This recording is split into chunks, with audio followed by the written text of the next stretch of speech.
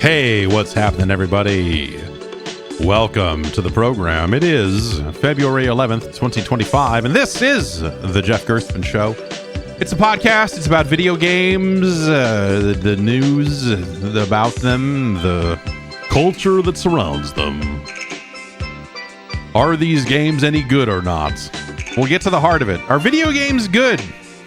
On this week's show, we're finally going to give the answer. It's finally time to reveal the truth about video games. Yes, we've come a long way from the heady days of Pong. Video games have come a long way. Nowadays, you're more likely to shoot each other in the face than to shoot a ping pong ball at each other. Video games are out of control.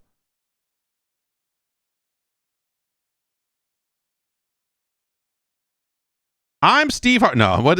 I'm Steve Harvey. That's not even his name's not even Steve Harvey. Page 2.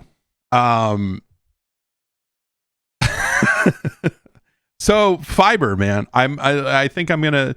So I made an appointment. They're gonna come put fast internet in my house this week. And I'm very excited about it.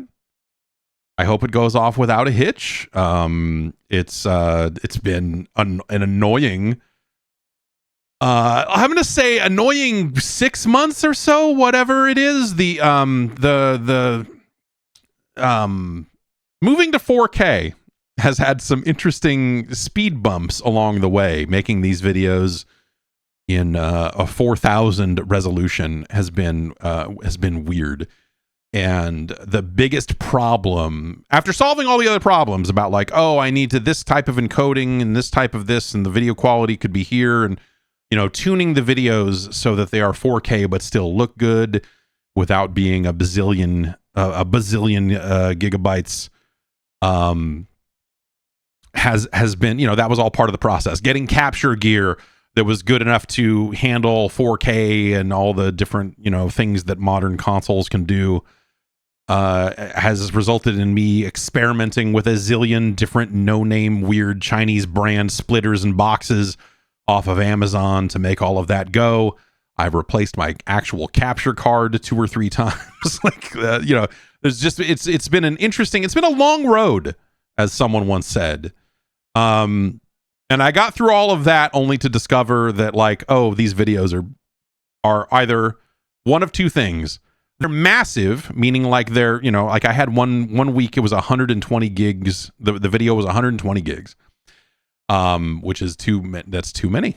That's too many of those. Or the other option was to encode it in a more modern codec, which compresses better and all of that good stuff, which, my graphics card is perfectly capable of doing that. But for whatever reason, YouTube likes to chew on those videos for 9 or 10 hours. And so it was this balance of either way, it's going to take 9 or 10 hours, but it's either me uploading it or YouTube sitting there staring at it. And so I've made some adjustments in the meantime to make it a little bit more manageable. That's cost me a little bit on the image quality front, but I don't think that's been hugely perceptible to anyone unless they're really staring at pixels and going this is a little smudgy, and then, and it's been fine. But once I can upload things at, somewhere in the neighborhood of 5 gigabits per second, I don't know what I'm going to do with it. I'm going to do some experimenting so YouTube can handle a much higher quality live stream, like codecs and bitrate and all of this other stuff than Twitch does. And so I'm curious to see what that ends up, what does that end up looking like? I think the going live experience on YouTube is miserable. I think that the archive experience of having the archive of a live stream on YouTube after the fact and working with that is absolutely terrible. And so those are things I don't really want to deal with, but I will experiment with YouTube and kind of see how that goes, and take a look at all of that. I don't know, kind of everything up in the air a little bit, just to kind of see what I can do in terms of whether it's multi-streaming or whatever. And yeah, I don't know. So we'll start messing around with that. They're gonna run a line into the house, and I think as part of the fiber, they have to, I think they have to give me like something that more closely resembles an enterprise grade router. So I don't know if I have to like ditch my existing router or just like hook it up to the other router and just, I'm hoping I can just keep it as normal. The whole point of the router I bought was that it was fast enough for these sorts of speeds in the first place. But yeah, you're saying maybe we just mirror the stream to YouTube? No, like that's no, I could do that now. And that's pointless because then it is lower quality than the version that goes to YouTube. And it is still all of the crap that you have to deal with when it comes to managing a live stream archive on YouTube, which if I'm going to go through the hassle of managing a live stream archive on YouTube, I want it to be good, if not better than what it is now. Just like taking this 8K stream that goes to Twitch and throwing it on YouTube, easy peasy. But sucks. So I'm trying to offer higher quality footage for the archives and all of that stuff. So I don't know. We'll mess around with a bunch of different things and kind of see how it all works out. I'm really curious about it. And what the speeds, because at some point the fun thing, and this has been the case forever. This has always been the case. I remember getting my first cable modem to getting to a T1 line in an office for the first time and what those internet speeds were like.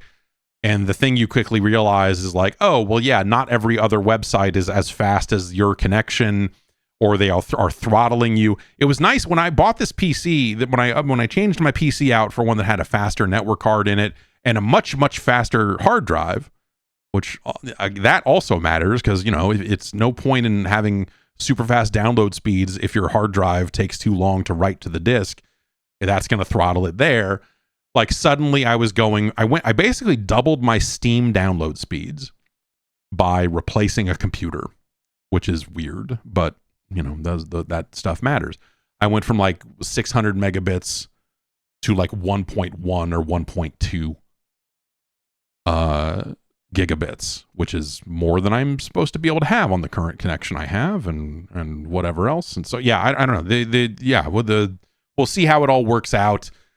If I can figure out how to set up a reverse proxy, then maybe I could run a Quake server without exposing. Anyway, I don't know. There's a whole list of fun security things that you have to consider before you start letting people connect to your home machines that I'm not going to immediately dive into. But we'll fuck around. We'll figure it all out. I don't know. I'm excited. Like, it's the weirdest thing. Like Friday, I just got an email from some lady. Not some lady. I mean, she's the lady. And she's like, hey, we got service in your neighborhood. When do you want to do it? I was like, soon. Let's do it soon. And then I got an email, like an automated email that was like, click here to book a time. And then that was like a separate thing. And so I booked the time through that. And then she was like, oh, did you book it? Oh, you booked a time? Okay, cool. All right. We'll just do it then. Like, awesome. Great. This is perfect. So yeah, later this week, in a couple of days here, we should be able to feel the power. By Friday, unless something dramatic has fallen apart, by Friday, we will be on totally different internet. I don't know. Anyway, the kids are sick again. It's a disaster. My oldest daughter went from having a cold to having a lingering cough to, wait a minute, this cough is getting worse again, to, oh, we're back to another cold. Okay, weird. And then now the baby is sick again, and my son has it this time too. And it's just this chain gang of colds. I've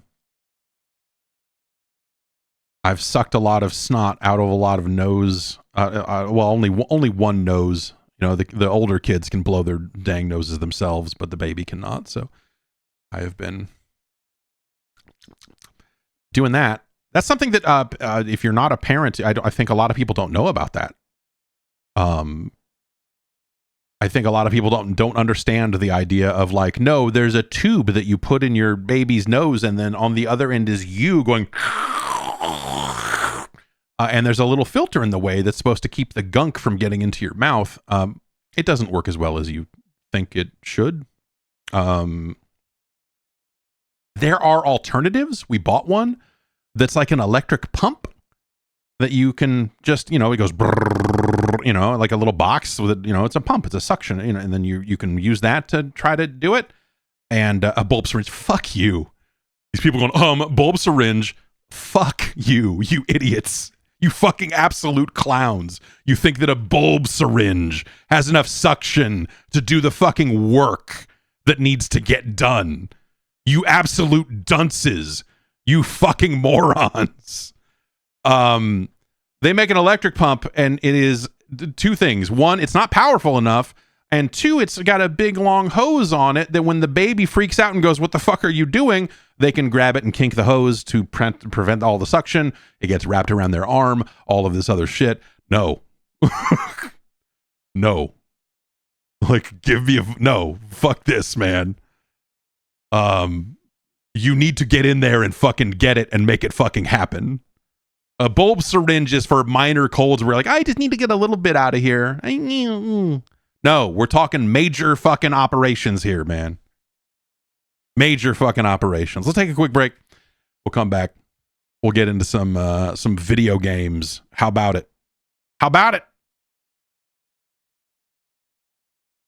Let's get organized. That's right. It's still kind of the start of a new year, and you should be thinking about how you want to move forward. What kind of goals you want to set, how you prioritize what matters to you. One of the top priorities that people often cite is their financial wellness. It feels more important than ever these days. Rocket Money is there to make your goals feel achievable, showing you all of your subscriptions right in one place to help you easily cancel the ones that you might have forgot you were paying for. Rocket Money also pulls together all your spending across all of those different accounts, making it very easy to clearly track your spending habits and, see where you can cut back. How do they do it? They got a dashboard. They got a dashboard that gives you a clear view of your expenses across all of your accounts. Rocket Money is a personal finance app that helps find and cancel your unwanted subscriptions, monitors your spending, and helps lower your bills so you can grow your savings. You can easily create a personalized budget with custom categories to help keep your spending on track. See what the trends are. You're spending month to month, so you know where your money's going. They'll let you know if a bill increases in price, if there's weird spending happening on your accounts, or if you're close to going over your budget. You can set goals so you can, kind of help set some money aside, if you're looking to pay off some credit card debt or, maybe put away money for a house or just, build some savings. Rocket Money makes it easy. You can even have them negotiate lower bills for you. This is cool. They'll automatically scan your bills and find opportunities to save, and then you can ask them to negotiate for you. They'll deal with customer service so that you don't have to. I've got a bill coming up. Every year they raise it. Every year they raise the fee on this, and it's like, and I know that they are one of those companies that when you go to like cancel, they'll throw deals in your face nonstop. But I don't have time to get on the phone and like argue with people and like do improv with them about, well, yes, I am looking to cancel, and I'm, well, it's just so expensive, and try to get them to go down the part of the phone tree that gets me the deals. Rocket Money knows all those tricks. They'll handle it for you so that you don't have to. Rocket Money has over 5 million users and has saved a total of $500 million in canceled subscriptions, saving members up to $740 a year when using all of the app's premium features. Cancel your unwanted subscriptions and reach your financial goals faster with Rocket Money. Go to rocketmoney.com/JeffG today. That's rocketmoney.com/JeffG. Again, rocketmoney.com/JeffG.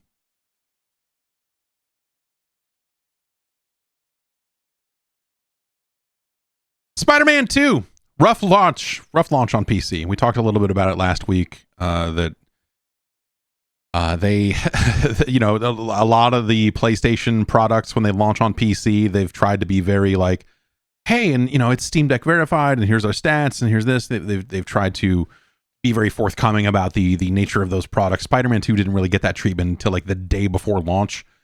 And once it launched, it seems like that everyone kind of figured out like, oh, here's maybe why. because it has had crash bugs and just a bunch of weird stutter, just like it's had a kind of a laundry list sounds a little long. Let's call it half a laundry list of problems. They have been patching it and ironing it out. It's been it has been to the point where they have been sending out like PR people have been sending emails saying this patch is out, which is not normally when things are going well. They do not send out patch notes via email to journalists. They just say, it's, I don't know, go read them. Go read the patch notes on Steam. Who cares? But this has been the type of launch where they're like, hey, there's a hotfix that just came out and we have another patch in the works and there's another patch. So they have been on top of it. There have been like 2 or 3 different patches, big and small, that have hit. And it seems like it has improved the experience for people. I guess all I really want to say about it is that it was a really good reminder of like, man, that is a good looking fucking video game. I did not quite finish Spider-Man 2 when it came out on PlayStation 5. I was like, this is a great game. And then I kind of hit a wall with it at some point, or I think it's one of the situations where another game comes out and you're like, okay, I've got other stuff going on, and returning to it on the PC and, running it at a higher frame rate than the PlayStation 5 seems to be able to run it at. That has been really cool. I don't know. It's a really great looking video game with all of that stuff turned up. I mean, this, and this is just on a 4090. I'm sure if you could find a 5090 and give them the $4,000 that people are charging for those things these days, that maybe you could squeeze a little bit more out of it. But on my lowly 4090, it's a nice looking video game. And I don't know, that's all I really wanted to say about it. It's nice. You also forget that because these games are relatively few and far between. You forget the like full DualSense trigger and vibration experience. Like there are not a ton of games that really go for it. And when I launched this on PC, it was like, oh right, when I'm like when people are walking in cutscenes, the thing is vibrating. When I'm doing, it's a bit much. You can scale it back if you want. The thing I did change is I fucking turned off the controller speaker. I feel like it, when we talk about controller innovations and the good and the bad of innovations on the controller, I think the dumbest one, it has to be the controller speaker. It is the first thing that I disable because sometimes like the quality of the controller speaker is never good enough to do justice to the audio that's coming out of it. Iron Oculism says it sounds like a birthday card. Exactly. Yes. My mother-in-law, who just passed away, would always get the sound, the birthday cards that play a song. We still have one around here. The baby tore it up, but when you flip it open, it plays like 3 seconds of Bad to the Bone. Bad to the bone, and it's yes, the controller speaker, even on the DualSense Edge, the most expensive controller known to man, the most expensive first-party controller known to man. It still just sounds like shit. Like it's kind of cool for ideas where it's like, oh, it's supposed to sound tinny because it's a radio transmission and you can hear the cops or whatever. Or hey, Starkweather is talking to you about murdering people. That makes sense, right? There's something about that where you go like, okay, yeah, like this, okay, yeah. But I think in a general sense where you're hearing like, I want to say like police sirens or something were coming through the speaker. It was like you were getting radio transmissions through the speaker, but there were also, when you swing in Spider-Man 2, these like whoosh, noises come out of the speaker on the controller for some reason, and it sounds like a bad broken toy. And like, so it's just like, I don't know, like I applaud people for experimenting with it and doing different stuff with it or whatever, but like it sounds like trash. And so you can tune it. You can say, oh, I only want to hear certain things through the controller speaker. I just went ahead and turned it off because half the time I'm wearing headphones anyway, and that's going to further interfere with the sound coming out of the controller. It's just like one of those questionable ideas that you're just like, I see why someone did this. When the Wii did it and you held it up to your ear like it was a phone, you were like, this is silly. But it didn't need to be something that PlayStation has put into their last couple of controllers, and I think that they should move away from it. I think if there was a place to cut on a controller, it would be get rid of the controller speaker. We don't need it. But yeah, other than that, it's a Spider-Man 2 is a hell of a game. You know, you forget that like it is, you know, we've talked about it in this abstract way for a lot of months now because Spider-Man 2 has become a symbol of, yo man, video games are expensive. And as the game kind of gets older and older, you forget why. And so, you know, starting it from scratch and playing it again, even just the intro to that game, you're fighting the Sandman in this big tutorial sequence. You watch it and you're like, oh yeah, right. Yeah, no. Yeah, this game's fucking very expensive. Like, look at all this. And then you get to the open world map and it's just like, oh, there's a zillion things here. I don't even want to do most of them, but yeah, someone had to touch all this stuff. Yeah, that probably cost a lot of money. But it's yeah, I don't know. It's you can benefit from it now on the PC as well as the PlayStation 5. So you know, go ahead and I'm not going to say I'd say wait for a couple more patches because they're still kind of saying like, hey, we're still working on it. But from my experience, it's been better lately. Like the issues I had kind of on day one, like that stuff is pretty much gone. Like it's been running fine for me. So I kind of want to give. I don't want to give a full all clear for everyone because obviously, you know, your mileage may vary, but I have not had any major issues with it since launch day. So, you know, maybe give that a look. I finally got into, you know, with the kids getting sick again, it's always something, man. I finally got into Eternal Strands. I've only been able to play kind of like the early bits of the game. And it's really neat. I was expecting something a little more open, but it's very focused. And it is very much like you are going in odd direction. It is not like going to be this massive, you know, and it feels very reined in. I don't mean to say that it sounds small, just that it feels like scoped appropriately, I guess I would say. Like you look at it and you go and you hear like, oh, a relatively small team made this, and you look at it and you see that you're like, oh yeah, this, you know, like this seems like smaller, but it feels cozy and like intelligently designed. It doesn't feel like a team that is like trying to make something way, way, way crazier that they end up like, oh, we didn't have the people to make this great. They made something that's a little more linear in nature. Something that honestly, like, it feels like a weird cross between, like, the size and scope of it feel like something a little bit more. We've been using this term a lot lately, and it's kind of interesting that it's kind of come back into vogue. But we talk about games like, you know, PlayStation 2 era games, PlayStation 3 era games, you know, Xbox 360-ish games, and, you know, the kind of like, oh, the Xbox 360 is back in a weird way. Like, this feels like one of those. And not necessarily in a bad way, I would say in a good way. And also, it feels like Breath of the Wild. Like, they are giving you physics-based, you know, some physics-based abilities to interact with the world. It has that climbing system. It has that stamina meter next to you as you were climbing. And also, there's a little bit of Dragon's Dogma in there. You fight a dragon very early on in the spoilers. You fight a dragon very early on in the game.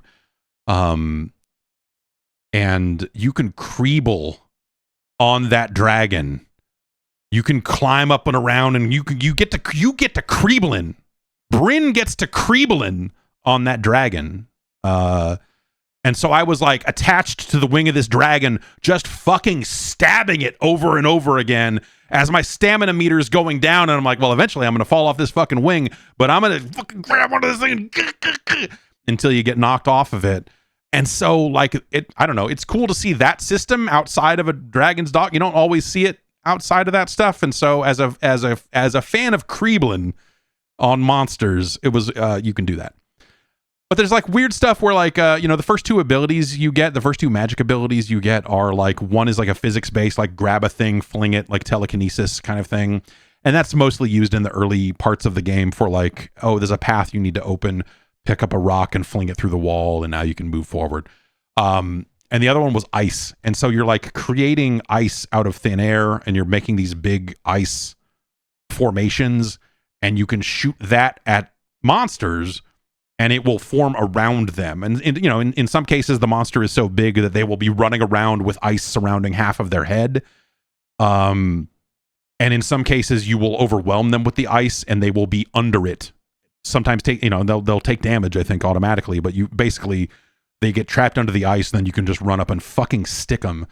You have a bow and arrow, which hasn't been super useful in the early game. But it basically, like, this idea is you're part of this posse, but you are the forward. You're the point. You take point on this expedition, and so everyone else is standing around watching you through like a scrying mirror. And so they are kind of, giving you feedback as you play. And so it gives it kind of a larger party-based feel while still being you are a single player running around kind of doing stuff. The sword combat is fine. You're not going to mistake it for Devil May Cry or something like that. There's bits and pieces of like little touches of character action and stuff like that there too. But I wouldn't go so far as to say that it is fully in that direction. I guess that's my thing, is it doesn't feel like it's necessarily fully in any one of those directions, but it does feel like it's picking and choosing elements of inspiration very smartly and in ways that make the game feel bigger and more vibrant than it would otherwise. I think if it was just like, hey, run forward, you got a sword and you can dodge and you can parry, you're like, all right, yeah, cool. But the climbing, the getting onto monsters, climbing on the monsters, creeping around like a little creep, like a little sicko. I think that stuff's pretty good. And then as you get further into the game, you get more of the interactions between characters and some of the stuff that you're looking for there. There's members of the team that have kind of history with stuff like Dragon Age and stuff. So I think there's a bit of expectation that comes with that, and I think the writing has been pretty good. But I am very early on, so I can't sit here and tell you about like, oh, the story is this, the story is that, because I am relatively early on in the game. But Eternal Strands has there's a demo. I think if you wanted to see, presumably a lot of this early game stuff is in that demo. I don't know for sure, but it's neat. It feels, again, it feels smaller than your big AAA whatever, but also it feels very intelligently laid out. Oh, it's on, okay, Benny Man says Blue Potato says it's on Game Pass as well. So it's on Game Pass, so you can check that out. It's got a nice look, a nice little art style to it. Like, it seems real cool so far. I want to get into it. How much I'll be able to get into it, I won't get too specific, but I've got two other games that are not out yet that are currently very much fighting for my time. And one of them is commanding. One of those games is a game I wish I was playing right now. But we'll talk more about that in the relatively near future. As well as the other game, which is also quite compelling. But yes, we'll February. There's some games coming out this month, I guess. Weird how that happened. The last, before we get into the news, they put the Terminator into Call of Duty. Remember all that time we spent going like, oh, what 90s stuff could they put into Call of Duty this year? Oh, they could put these guys. Oh, they could put this. They could put all sorts of other people into this 90s universe. What sort of early 90s characters? Oh, it'd be funny if they did Arsenio Hall. It'd be funny if they did this, if they did that. You know what they did? Terminator 1 era Arnold Schwarzenegger. Like the Terminator. Not T2, which would have been more of a 90s thing. They put Terminator into the game as a skin you can buy, and there's some event going on right now that I'm just like, why? What are we? Like, I mean, they could have done 90s era, maybe they couldn't get Robert Patrick to sign off on it. I don't really know, but it's basically like on the bad guy side, it's the skinless robot Terminator, the T-800 or whatever the fuck it is. And then on the good guy side, it's Arnold, which is like almost Terminator 2, but it's a weird, it's just a weird fit for a game that is a 90s game to have like this 80s ass looking Arnold in it. But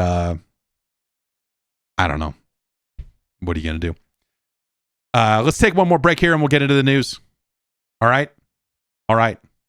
We'll be right back. Hey, are you looking to sell stuff online? Yeah? You need to get on Shopify. Shopify makes setting up an online storefront as easy as it could possibly be. They've got a suite of tools in there to help you get, all of your product pictures listed and all of the details, and they can handle, all the different sales and coupon, whatever other stuff you want to do. They'll help you track your inventory. Even if you're selling some of your stuff in a physical location, they can help keep track of all of it so you don't oversell your stuff.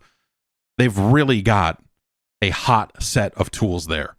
They can, spruce up your copy a little bit, let you know if things are selling a little weak or something like that. All of the stats and data points and everything you need to know to get selling like the big boys, the big boy businesses of the internet. Nobody does selling better than Shopify. It's the home of the #1 checkout on the planet. Shop Pay helps boost conversions up to 50%, so you way fewer carts going abandoned and way more sales going on. That's right. So if you're into growing your business, your commerce platform, you better be ready to sell wherever your customers are. On the web, in your store, in their social feeds, and everywhere in between. Shopify's got tools to help you reach them wherever they are. Businesses that sell more sell on Shopify. Upgrade your business and get the same checkout that Cotopaxi uses. That's right. Sign up for your $1 per month trial period at shopify.com/Jeff. That's all lowercase. Go to shopify.com/Jeff to upgrade your selling today. Shopify.com/Jeff.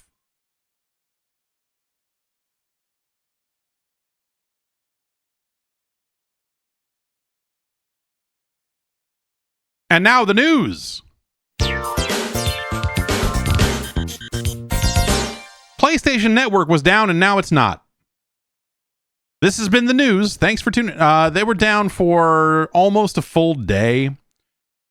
Not quite 24 hours, but long enough for people to start like joking about. Remember that, like, was it a month or something? However long it was out back in April of 2011. And I don't remember what, no, it was earlier than 2011. Was it 2011? Yeah. That was an outage, man. That was like a damn month. It was like 3 weeks and change or something. Yeah, it was crazy. It killed SOCOM. The last SOCOM game came out during the PSN outage. Like, here's our big online game. Oh well, whoops. Mortal Kombat 9 was also out right around that time. They gave people games on the other end of that one. That was a big exploit hack thing that was going on. So people were like, what the heck is going on?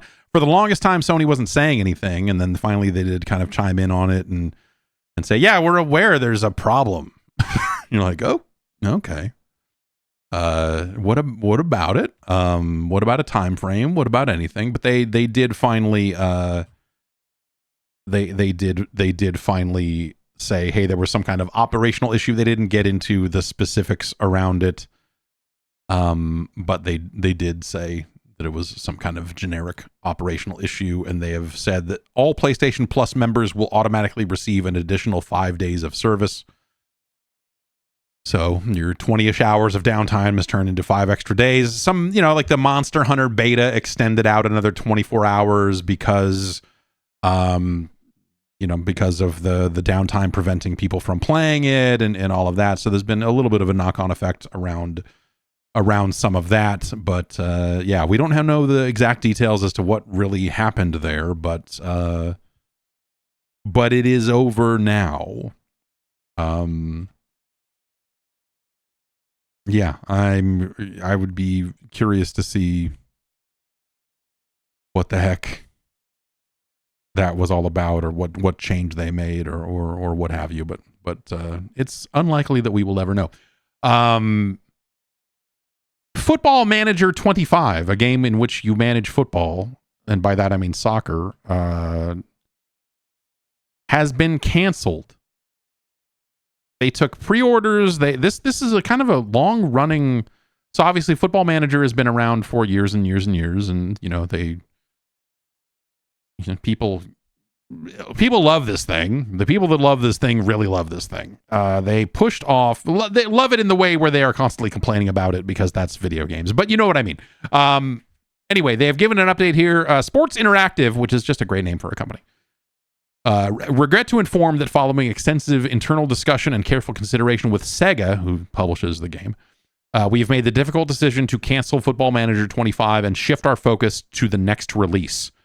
So the game had already been delayed until about March. Normally it comes out earlier in the year than that, if not late the year before, if I remember right. But they have basically said, oh, we're going to skip a year because we are just going to roll all of that into the next game, because it looked like it looked like the option that they had to face down was like, oh, can we get away with delaying this again because it's not going to be ready? And they were like, well, if we do that, then that's going to fuck up the game we're going to sell, this coming holiday season, because this game is just going to push into, that's sort of gets to be the problem. It says, for the large numbers of you who pre-ordered FM25, we thank you enormously for your trust and support. We're very sorry to have let you down. See the facts below for obtaining your refund. This is an interesting. I mean, they've given a little bit more detail here than I think a lot of companies would, which is interesting. But like, man, this is something I think about a lot when we think about annual franchises. That just like, it doesn't take much for things to just like get off track enough to really fuck up a pipeline. And so I think it's probably smart of them to, again, because the option would have been, to delay it even further into the year. And then you're like, hey, 6 months later, buy the new one. And then it's like, okay, well, you only had 6 months to work on it. Is next year's game going to be any good? Is like, there's just a lot of that knock-on effect there. But it seems like the changes they were hoping to make in this year just, they ended up taking longer than they thought. And so some of those more dramatic changes to the underlying technology ended up slowing them down. We know this will come as a huge disappointment, especially given that the release date has already moved twice, and you have been eagerly anticipating the first gameplay reveal. We can only apologize. They basically say, like, due to the kind of financial regulations of it being a Sega game and the publicly traded this and that they were not able to give any kind of earlier heads up about this. Let's see. Due to a variety of challenges that we've been open about to date and many more unforeseen, we currently haven't achieved what we set out to do in enough areas of the game, despite the phenomenal efforts of our team. Each decision to delay the release was made with the aim of getting the game closer to the desired level, but as we approached critical milestones at the turn of the year, it became unmistakably clear that we would not achieve the standard required even with the adjusted timeline. Whilst many areas of the game have hit our targets, the overarching player experience and the interface is not where we need it to be. We're too far away from the standards you deserve. We could have pressed on, released it in its current state, and fixed things down the line, but that's not the right thing to do. We were also unwilling to go beyond a March release, as it would be too late in the football season to expect players to then buy another game later in the year. Which I good on them on some way. Like, this has got to be fucking rough on them for doing this, but like also acknowledging that, like, hey, they can't, like, if they delayed this past March and got into April or May, and then in November had FM26 and tried to act like nothing was like, oh, here we go. Like, that's I think that would probably further ruin or further damage their relationship with their players. This to me seems like brutal, but like honest. I look at this and go like, okay, yeah, man. This is probably the right thing to do given what the situation was. Of course, now the pressure is on for them to deliver, when November or whenever the next release rolls around, that they have really upped the stakes by missing a year. But yeah. Will there be an FM24 update with 24 and 25 season data? No, as we said in October when the game was delayed, this is a substantial undertaking and would divert critical resources away from the development of the next release, which requires our full focus. And the other question is, will FM24 remain playable on subscription platforms? We're currently in discussions with our various platform partners and licensors and hope to extend our FM24 agreements. We will provide an update on this in due course. So they're hoping to keep the current game out there wherever it is available. And, by subscription platforms, I assume they mean things like a Game Pass and what have you. But also, licensors and stuff that, this game updates annually and whatever else. Yeah, again, not my area of expertise, a soccer management package. But I do think that this is like as classy of an update as you could hope for, given the constraints of, the publisher has financial and legal responsibilities that we can't necessarily say this any earlier, or we can't keep you as up to date as we, this is about as transparent as you can be. And it sounds like they're doing it for the right reasons, right? I mean, again, they're right. If they had delayed this game past March and then hoped to ship another game in Q4 or something like that, I think that would be even more disastrous for them just from a player happiness standpoint. And so better to take the hit and be like, all right, look, yeah, we're not going to get a game out this year. And hopefully, this gives them some breathing room to do even more if they can get ahead of things a little bit. It's the thing that you think a lot of people working on these annual games would love more than anything else is what if we just were able to have a year off? Not off, but a year longer, a year more to work on something more substantial than that annual update. And Call of Duty got there by devoting even more studios to the franchise, right? Where they're just Infinity Ward can't make one of these every year without, especially at the the rate of increased features and all the other things we want to have year in, year out. It is unreasonable to expect one studio to do all of that. So, back in the day, they started giving it to Treyarch. At the time, I don't think the people in Infinity Ward liked that very much. And, it sounded like that there was, for a while there, some kind of mild rivalry around that handoff. And I know that, Need for Speed was another game that for a while there you had Black Box, the skate people, before the studio that made the skate games and whatever else.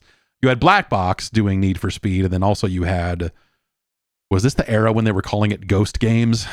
Or was this when Criterion was doing it before Criterion stopped doing it and then started doing it again?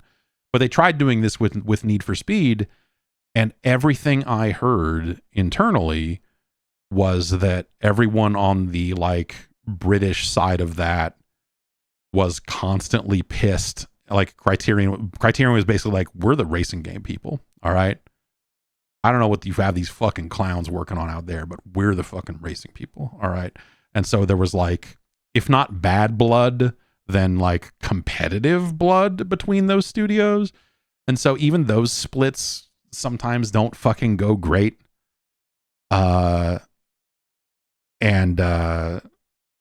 Yeah, I don't know. You get a studio with a chip on their shoulder about, hey, we're the people making the good ones of these, and these clowns are, what is this dolphin dive bullshit? All right, I'll grant you that fire looks cool, but it was the sniper rifle single shot center mass shit that Robert Bowling got himself into, right? That that was probably the most public form of, yo, fuck these other guys, that I think Call of Duty got to. But I think everyone got past that, or at least I would hope they would, because holding a grudge at this point, I think most of those people aren't even there anymore. They all went to fucking Respawn. And so, yeah, I imagine everyone is now like, oh, this is a way bigger business than any of us ever fucking imagined or anticipated. And to fucking sit here and be weird about who's developing Call of Duty, like we all are, none of us have fucking time to be angry, because this is a fucking insane pace, no matter what, no matter how many studios you get involved. It's still a fucking train wreck. Or as smooth as you can expect it to be for a thing that has to be the biggest selling game every year, and all of the, oh man. Oh yeah. Anyway, I'm trying to think of any other like team rivalries like that existed internally, where people were like, "Yo, fuck."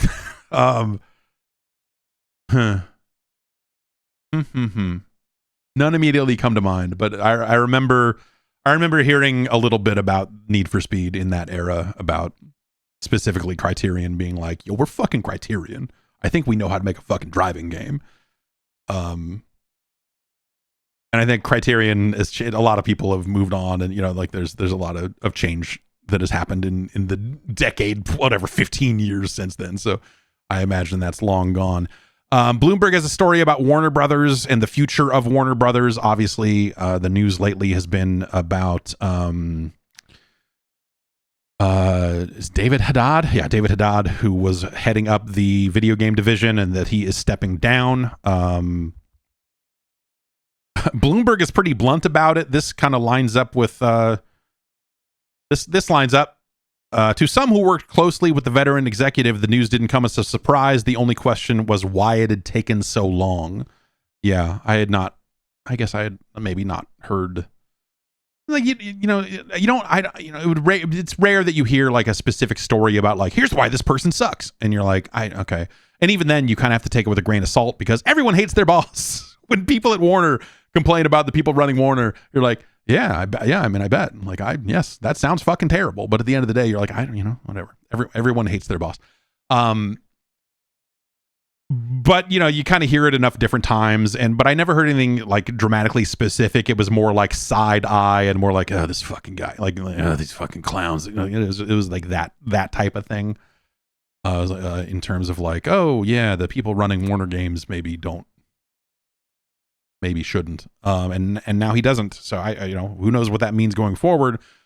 But it does mean going forward that they need to figure out what the hell they're going to make. And that sounds like that's where the problem is they don't have a good slate of games going forward. This Bloomberg story from one Jason Schreier basically, says that they don't have a lot going on. Goes on to kind of talk about the Wonder Woman game that's been in development for a long time. Well, I guess a Wonder Woman game has been in development for a long time. I think they practically restarted it at some point. Okay, yeah, actually, that is in fact in the story. Early last year, it was rebooted and switched to directors. The game had already cost more than $100 million. So at some point, that game was, I think, what you think it would be in terms of, hey, the studio that made those Lord of the Rings games with the Nemesis system. Like at one point that was kind of the thing that they were maybe looking to make and trying to figure out like, okay, what would a Nemesis system look like in this sort of game? And the stuff I had heard about that was that it just ended up being kind of aimless, and they just never really figured it out. Also, I think a lot of the people responsible for those Lord of the Rings games have moved on and are not at the studio anymore. I'm not sure what the exact turnover is, but I suspect a lot of people have gotten out of Monolith in the years that they haven't shipped much of anything. I think you get a lot of people that are just like, yeah, fuck, I'm going to go somewhere else that is not doing this forever. But the way I've heard it described more lately is that it is something a little bit more God of War-like, with a Wonder Woman at the center of it. And I think that's supported in this story as well here.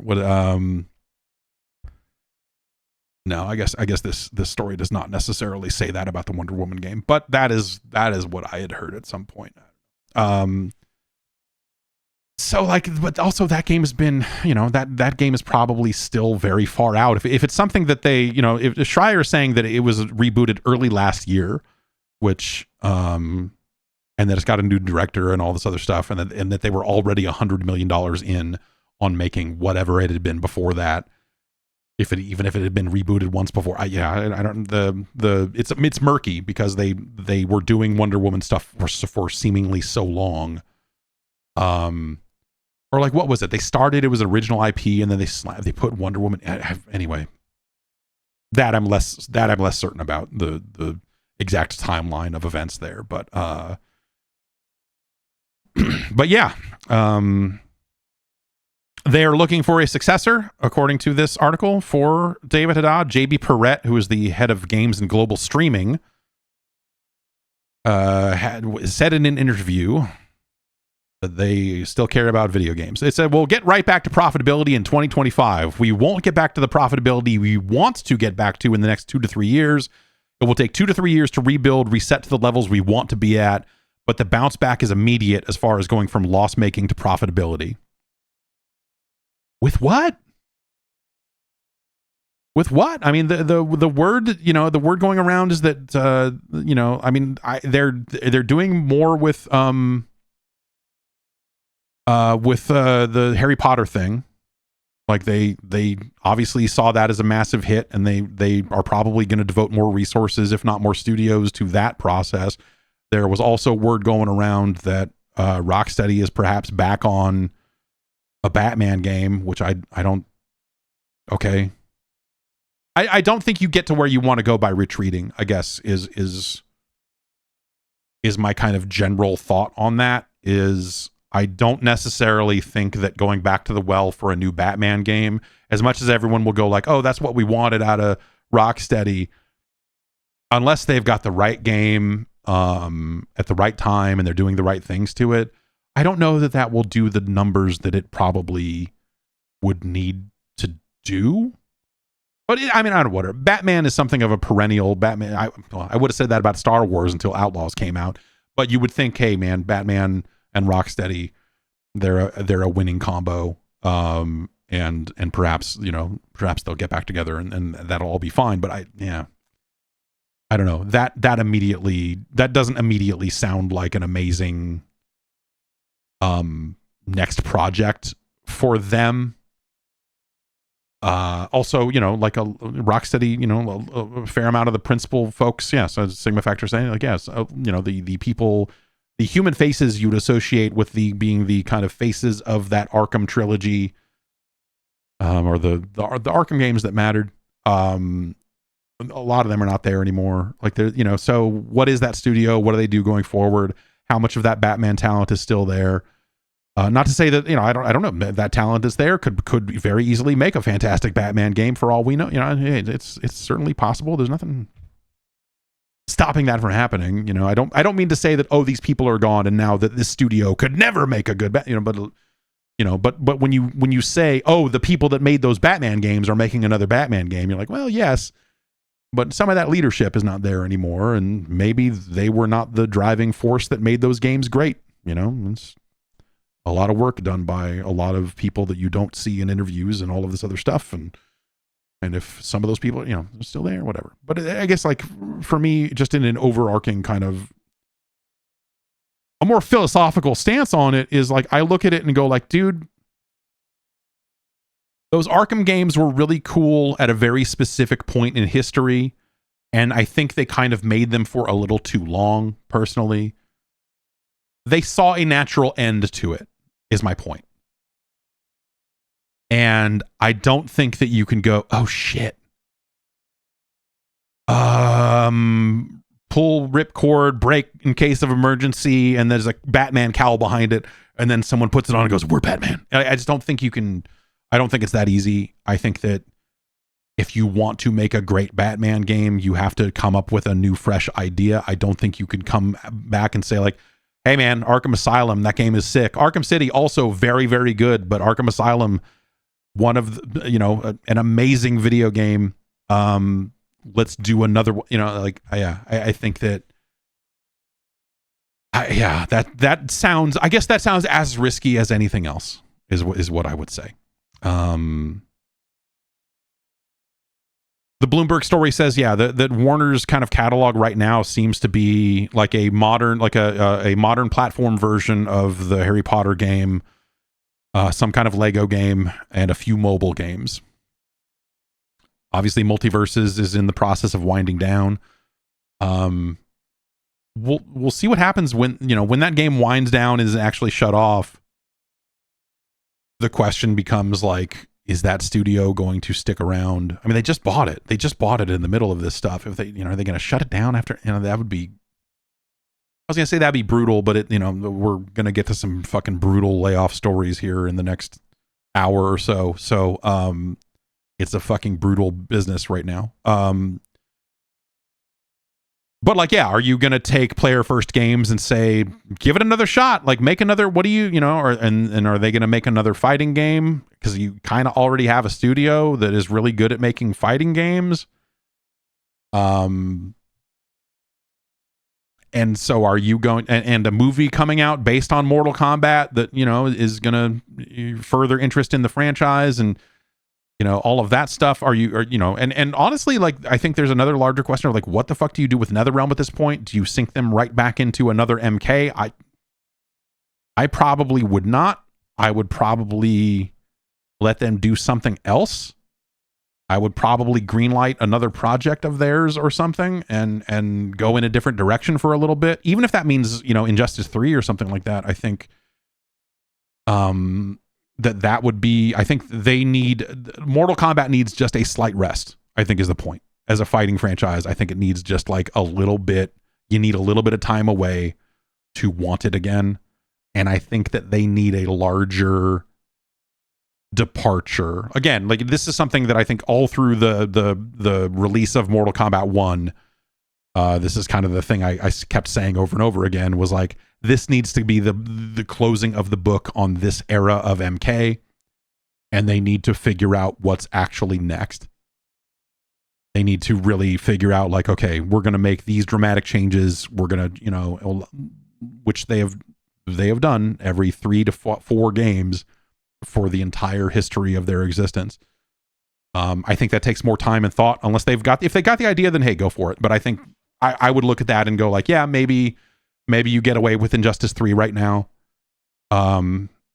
Assuming that all of the like, hey, we're going to sell these pieces off. I mean, keep in mind that a lot of these games that they're now like struggling with, and a lot of this stuff existed under the fucking spotlight of, we're not even sure if we want to own these game studios. We might sell these studios. I guess we're going to keep these studios. We're going to sell some of these studios. We're going to lay off some people at these studios. Like Warner has been the most in and out company. Like it can't have been a good working environment to go try to make games or pitch what's next or do anything in that environment. Because especially, like just the example of like Injustice 3, you have that situation of like, well, is NetherRealm going to be a DC, like be able to use those DC characters long enough for Injustice 3 to exist? Or do they need to immediately make another Mortal Kombat, which is what they ended up doing? So I don't know. I think a new Injustice would be cool. I think that it's, and I think it gives them some time away from MK, which I think is probably would be beneficial, or time away from MK, the fighting franchise. Like I think you could very easily do. Well, very easily. I mean, what am I saying? Nothing is easy anymore. But you could do a side game. You could do your Mortal Kombat Fire and Ice. Finally bring some of those ideas back. You could do your Shaolin Monks 2. You could, some kind of side game. Whether NetherRealm does it or not, I guess I should say NetherRealm would always have a hand in that, but I would say, whether NetherRealm would lead development on that, or if you would have another studio do it, and they would say, oh, it needs to be more like this. Scorpion needs to say, get over here when he shoots the spear. Let me go in the vocal booth and give you one of those. Like that sort of thing. Yeah, Special Forces 2. Just a Special Forces reboot, an MK Special Forces reboot that really got back to what matters about MK, and that's Jax and Sonya. what if they made a game based on the movie? There's something you could do there. I don't know. I think it would be cool if they. I think that would be like a fun thing. No, I don't know. Whatever. It wouldn't be enough. But I would say, like, what if you remade?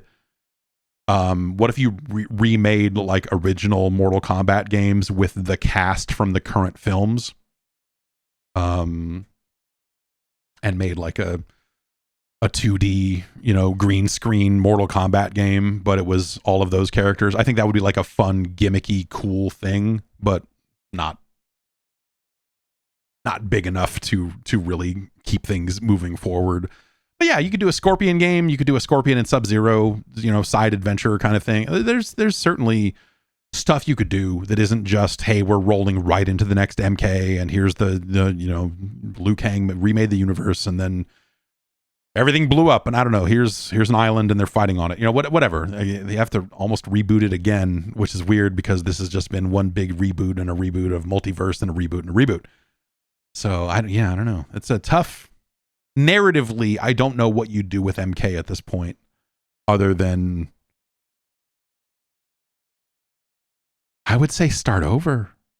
That's a dumb thing to say because they just started over. Like the last couple of games have been about them starting over and ruminating on the idea of what it means to start over.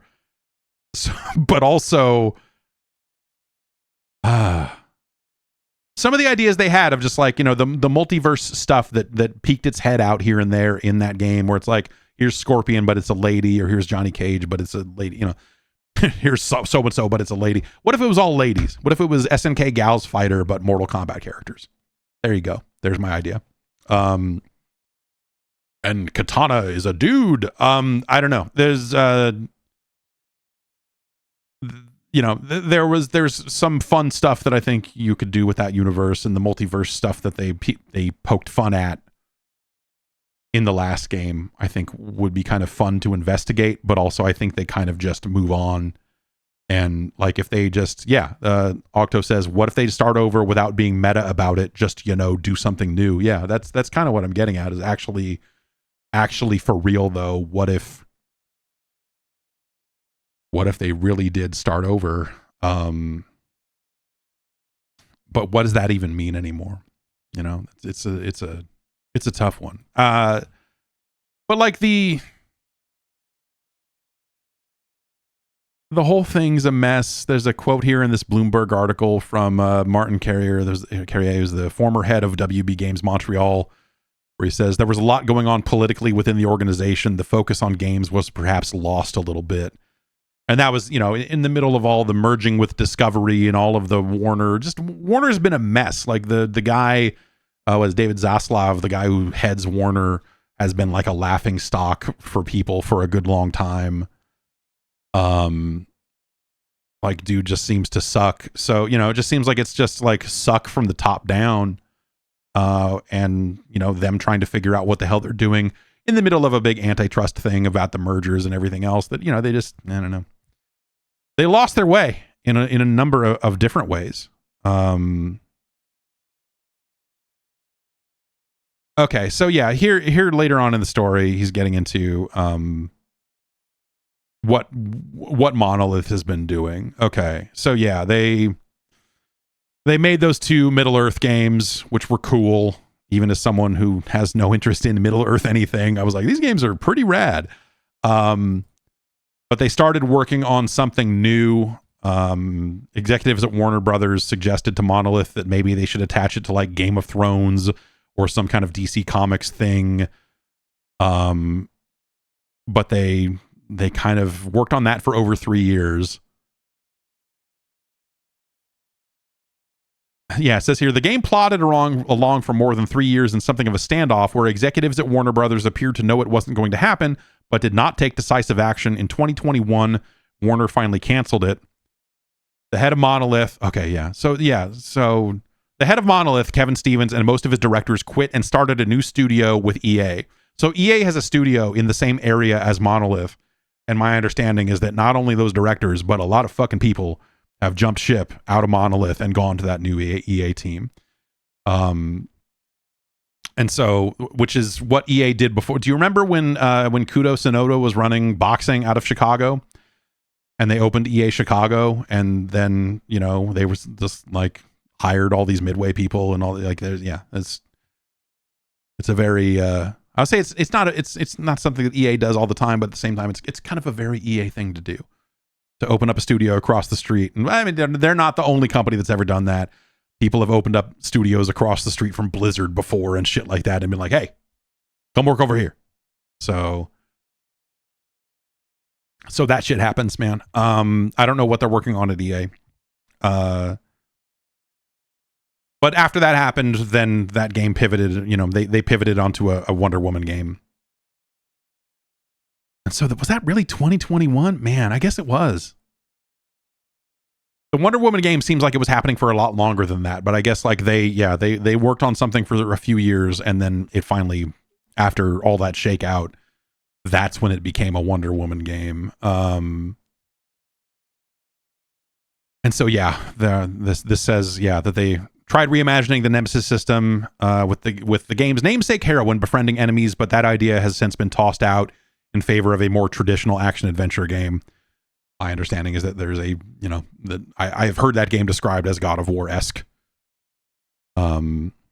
which would make sense, but it's a more traditional action adventure game. I mean, that's basically, yeah. And then he's got a big chunk on here about WB Games Montreal, which their last game was Gotham Knights in 2022.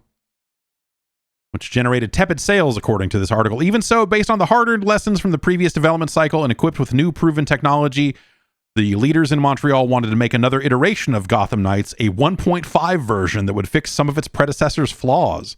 But their bosses nixed the idea, according to people familiar with the plans, and instead assigned the bulk of Montreal's staff to help out with other projects across Warner Brothers. Now look, it's very tempting to always blame management, and I think that 9 times out of 10, that's a safe bet. But I think a management that would come in and be like, no, you're not going to make an updated version of Gotham Knights? Are you fucking high? Like, sometimes you need someone that will come in and say that, because that was not going to go anywhere. They were not going to suck a success out of that game. It was just not going to fucking happen. You would not ship a Champion Edition Gotham Knights Turbo and get people to go, oh, now it's okay. Yes. Like there was too much stink on that thing already. They pitched a Constantine game. Oh man. I have a real soft spot for the film Constantine, a fine Keanu Reeves performance. Hell of a movie. But apparently after that, they pitched a Constantine game. But did not get approved. And, oh man, this is just, okay. So apparently then it was like, well, why don't you go with a character that's more recognizable? They chose to go with the Flash. And then that Ezra Miller movie came out and they're like, oh, we're going to kill this Flash game because apparently people don't care about the Flash. Like, the blame could go a few different ways here.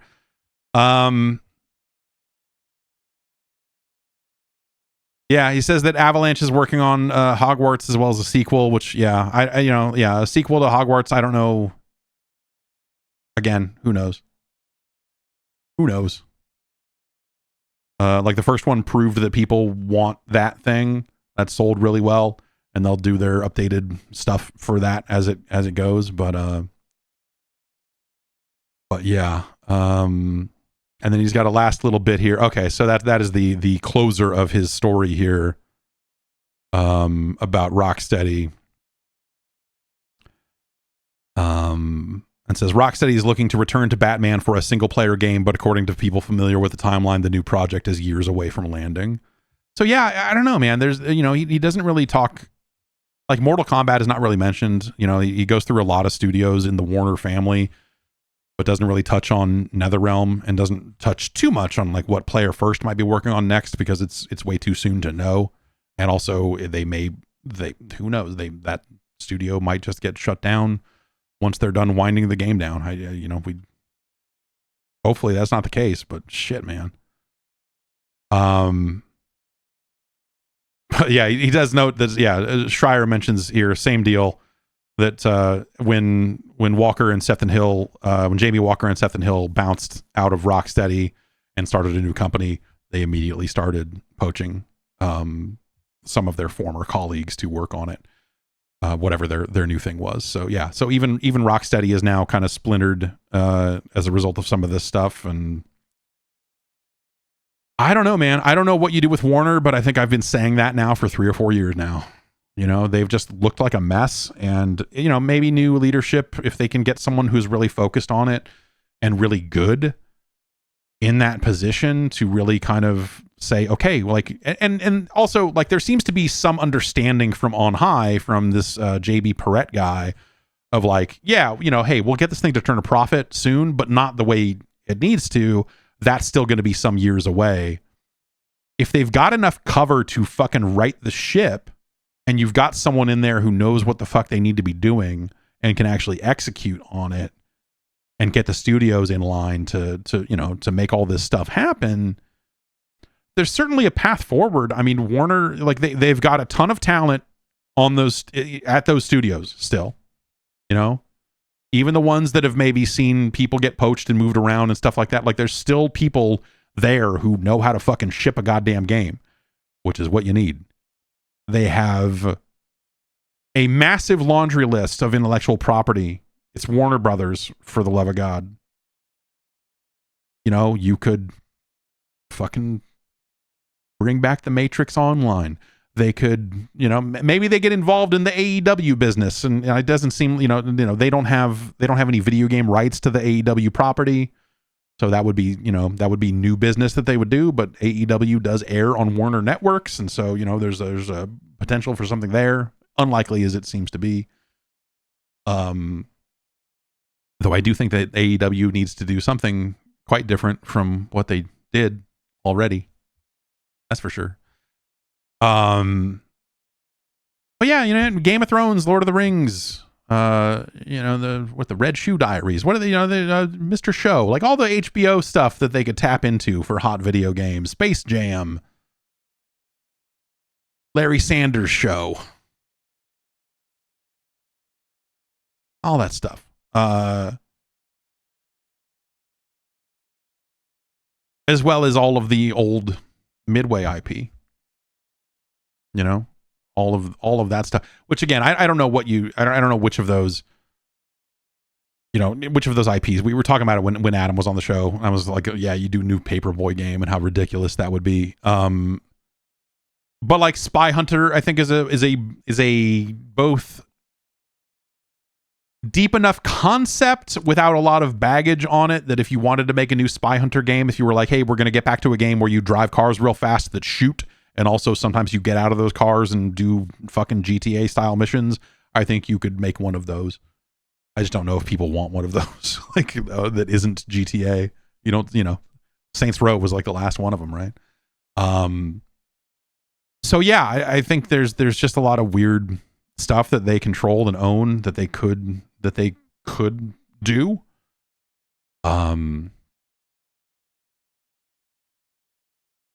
But I think, you know, there's probably a play for them that involves a lot of smaller games. Like, you know, they could be reissuing some of that Midway stuff more frequently in arcade collections. Those would be like easy, you know, like not that they would make a ton of money, but it's like something you could get back to doing. That's Midway was always pretty good about, like, I don't know, here's Midway Arcade Treasures again.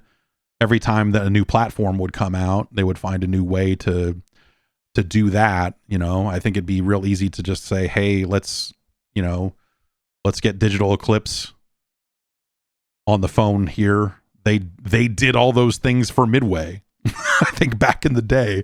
So, you know, like, hey, do a Midway 50, do a, you know, something like that.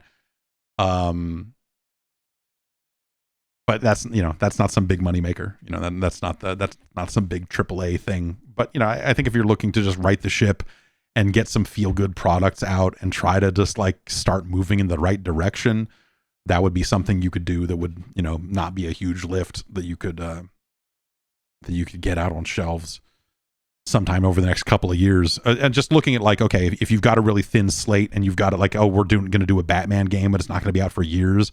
You're like, okay, Well, what are you going to do in the meantime? You know, get some indie teams to make some games based on some DC characters.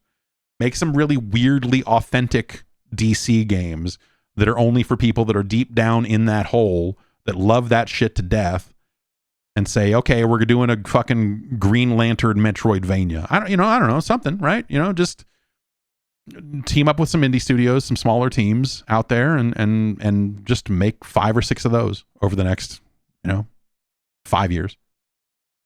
Just some easy peasy, like, this isn't going to get in the way of our film lineup. This isn't something that's going to get in the way of the other bigger games that are coming, but just try to get people used to the idea of like, hey, Warner sometimes puts out some cool shit, because right now they don't.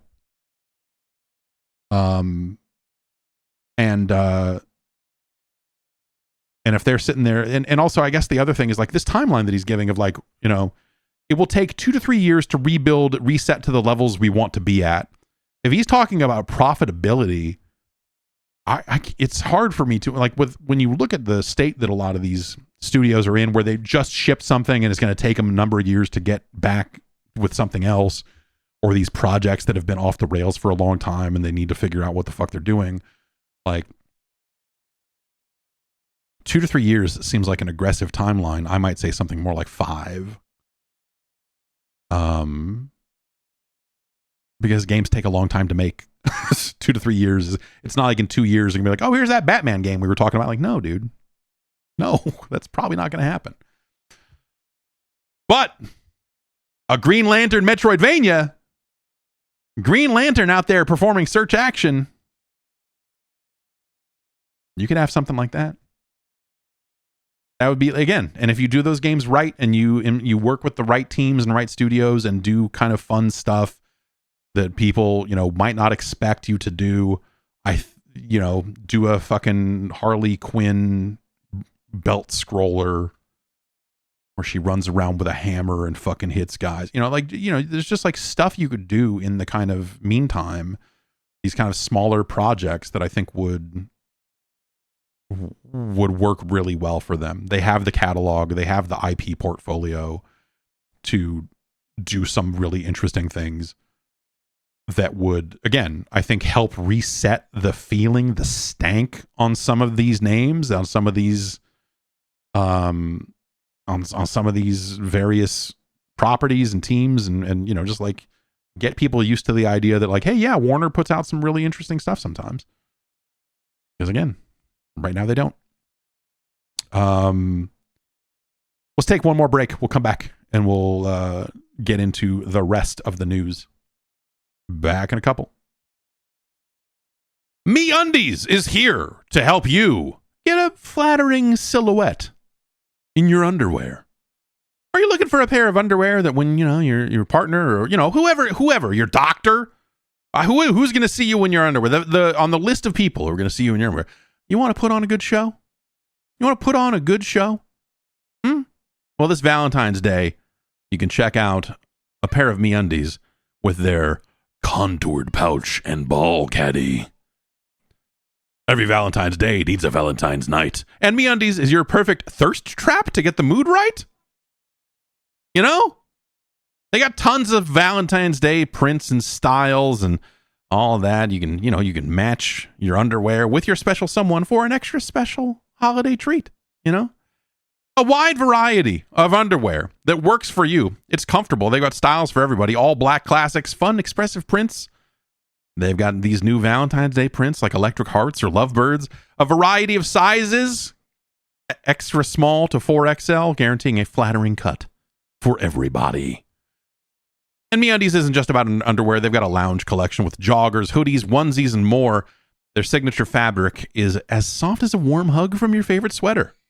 It's breathable, it's stretchy, it's comfy. It makes it ideal for all day wear. I find that's what you want out of underwear. You want to wear them all day. Traditionally, maybe you're in and out of your underwear 9 times a day. Hey, these things are up to that too. They're up to the wear and tear. They're ready to grip you all day long. Whatever you're doing in your underwear, MeUndies is prepared. They use sustainably sourced materials and work with partners that care for their workers. And if you're not happy with your first pair of undies, it's on MeUndies. This Valentine's Day, Good things come in big packages. Get 20% off your first order plus free shipping at MeUndies.com/Jeff and use the promo code Jeff. That's MeUndies.com/Jeff. The code is Jeff for 20% off plus free shipping.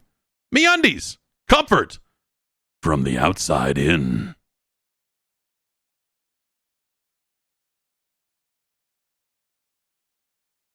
Valve has laid out some new guidelines around advertising in video games on Steam that I found to be interesting. This comes from Eurogamer. But it sounds like that these are existing rules that they have broken out into a new section here. Basically kind of saying, some of the verbiage here is, developers should not utilize paid advertising as a business model in their games, such as requiring players to watch or otherwise engage with advertising in order to play, or gating gameplay behind advertising. If your game's business model relies on advertising on other platforms, you will need to remove those elements before shipping on Steam. Some options you could consider include switching to a single purchase paid app or making your game free to play with optional upgrades sold via microtransactions or DLC. I think that makes sense. I think that makes sense for Steam. What they're talking about is that's a pretty common thing on mobile these days. If you don't play any game, as someone who plays a fair amount of idle games on a phone, and then sees that some of these games exist on Steam and on your phone, there are a lot of them that are just like, you didn't have the app open for 4 hours, and so now here's the money you earned during those 4 hours.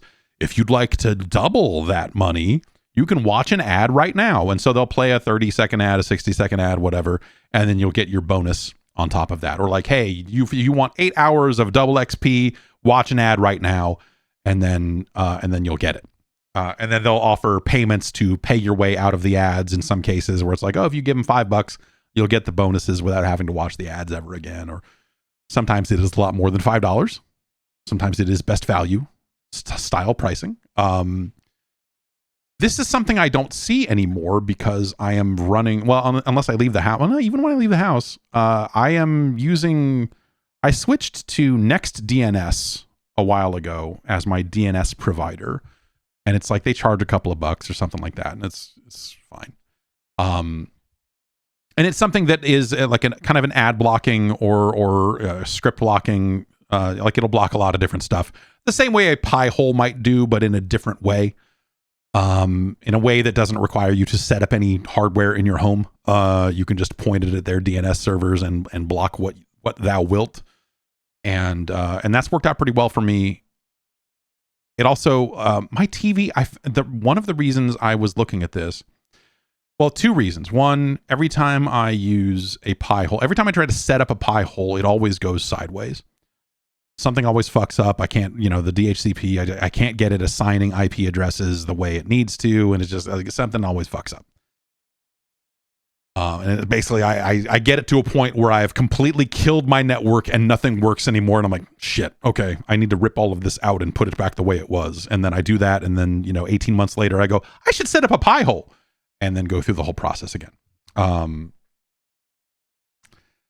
NextDNS has actually solved that problem for me without in again a different way. So like this is a long-winded way of me saying that even if I wanted to watch ads in mobile games, they won't load because they're all blocked on my phone. This is an iPhone. Like it's I know it's harder to do that stuff on an iPhone. Obviously, an Android is going to give you much more direct access to everything. But like games used to just like give up. It was actually kind of a neat little window there where like it would say, do you want double whatever to watch this ad? And you're like, yes, show me the ad. And then it sits there for a couple seconds and go, well, I don't know. We couldn't show you the ad, but we're going to give you the bonus anyway because something fucked up. And now none of them do that anymore. Like very few games. Like games are now like, you don't have an internet connection. Hey, we can't show that you don't have an internet connection, buddy. And they will not let you get the bonus for free. Anyway, Steam is going to Steam is basically saying you cannot do that. That's something that, again, like as a lot of these idle games, like Unnamed Space Idle and I think Revolution Idle is also, those are the two of the more recent ones I've been playing. I think both of those have phone counterparts, and there's verbiage that I've seen in these games on Steam that imply that you could watch an ad for something. But I never really see the place. Like I've looked and been like, well, where's the spot where I could look at the ad? And maybe it's because all that stuff's getting filtered out and they don't even show the prompt or something. But I assume it's because they're also making these games on mobile, and the mobile versions of the game obviously do support that sort of ad stuff. So I don't know. I good on Steam for enforcing this. I think. I don't know. I look at this and go like, this is like an opt-in experience, right? If it was forcing ads upon you, and then they say like that gating gameplay behind advertising is not something they would allow. That sounds like an extreme case, but I think some of these situations where it's like watch an ad and get a bonus or something like that, like that's a purely opt-in experience, and if people want to do that, I don't necessarily have a huge problem with it. But I also, like, as a blanket, especially on PC, I think it makes sense for phones. I think it makes less sense on PC. So I think it makes sense that they are doing this. I think generally speaking, when you look at this and some of their stances on blockchain and whatever else, like, and it's been funny, like this news story going around made me wonder if we were going to see another like announcement from Epic that was like, we'll allow it, come on over here. Like Epic seems to be so like, but just please put your games on our platform. That when Valve stepped up and said, hey, we're not going to do any blockchain stuff on Steam, and we're not going to allow that the response out of Tim Sweeney was very much like, we will, yeah, absolutely, yeah, come on up, yeah, in a way that seemed kind of desperate, if you ask me. But maybe that's my views on the blockchain poisoning my thoughts there, I suppose. So yeah, this is something where they kind of spelled out these rules a little bit more directly about things that they do not support, presumably because some games were slipping through with that and they had to like step in and be like, hey, no. And yeah, yes, Bryn is right. Yeah, Epic has kind of a lot of weird, yes, Epic has kind of a lot of weird NFT slop on it if you look. Yeah, there's kind of, yeah. Yep. I've definitely like been just kind of like clicking around the Epic store going, what's here? And seen a game being promoted that you're like, okay, what is this? I feel like I don't know what this is. I feel like I should know what this is. This looks like just high budget enough that I feel like I would have gotten an email about it. And then you look at it and you're like, oh, it's because it's fucking blockchain weirdos. Right. A lot of layoffs in video games over the last 7 days. When is that not true? Iron Galaxy has cut a number of jobs. 66 people today. This was announced 6 days ago. Today, Iron Galaxy is parting ways with some of our developers and support staff. In total, we've reduced our employee base by 66 people. This was a means of last resort for us. It's a measure we do not take lightly to enable our long-term survival. Iron Galaxy is still committed to serving our partners in the creation of games. Our capabilities remain intact to work with the best companies in the world on the most beloved player experiences. This year, we'll continue to explore new ways to support an industry we love and keep working towards its ongoing recovery. At this moment, our focus is on our teammates who have begun their journey towards their next role. We thank them for working with us. We'll be doing everything we can to support them in the search. And, they mentioned Rumbleverse in here. This is a statement that they posted to LinkedIn. This one, I don't, there's things you look at, that kind of canary in the coal mine type stuff about like how bad is it really? One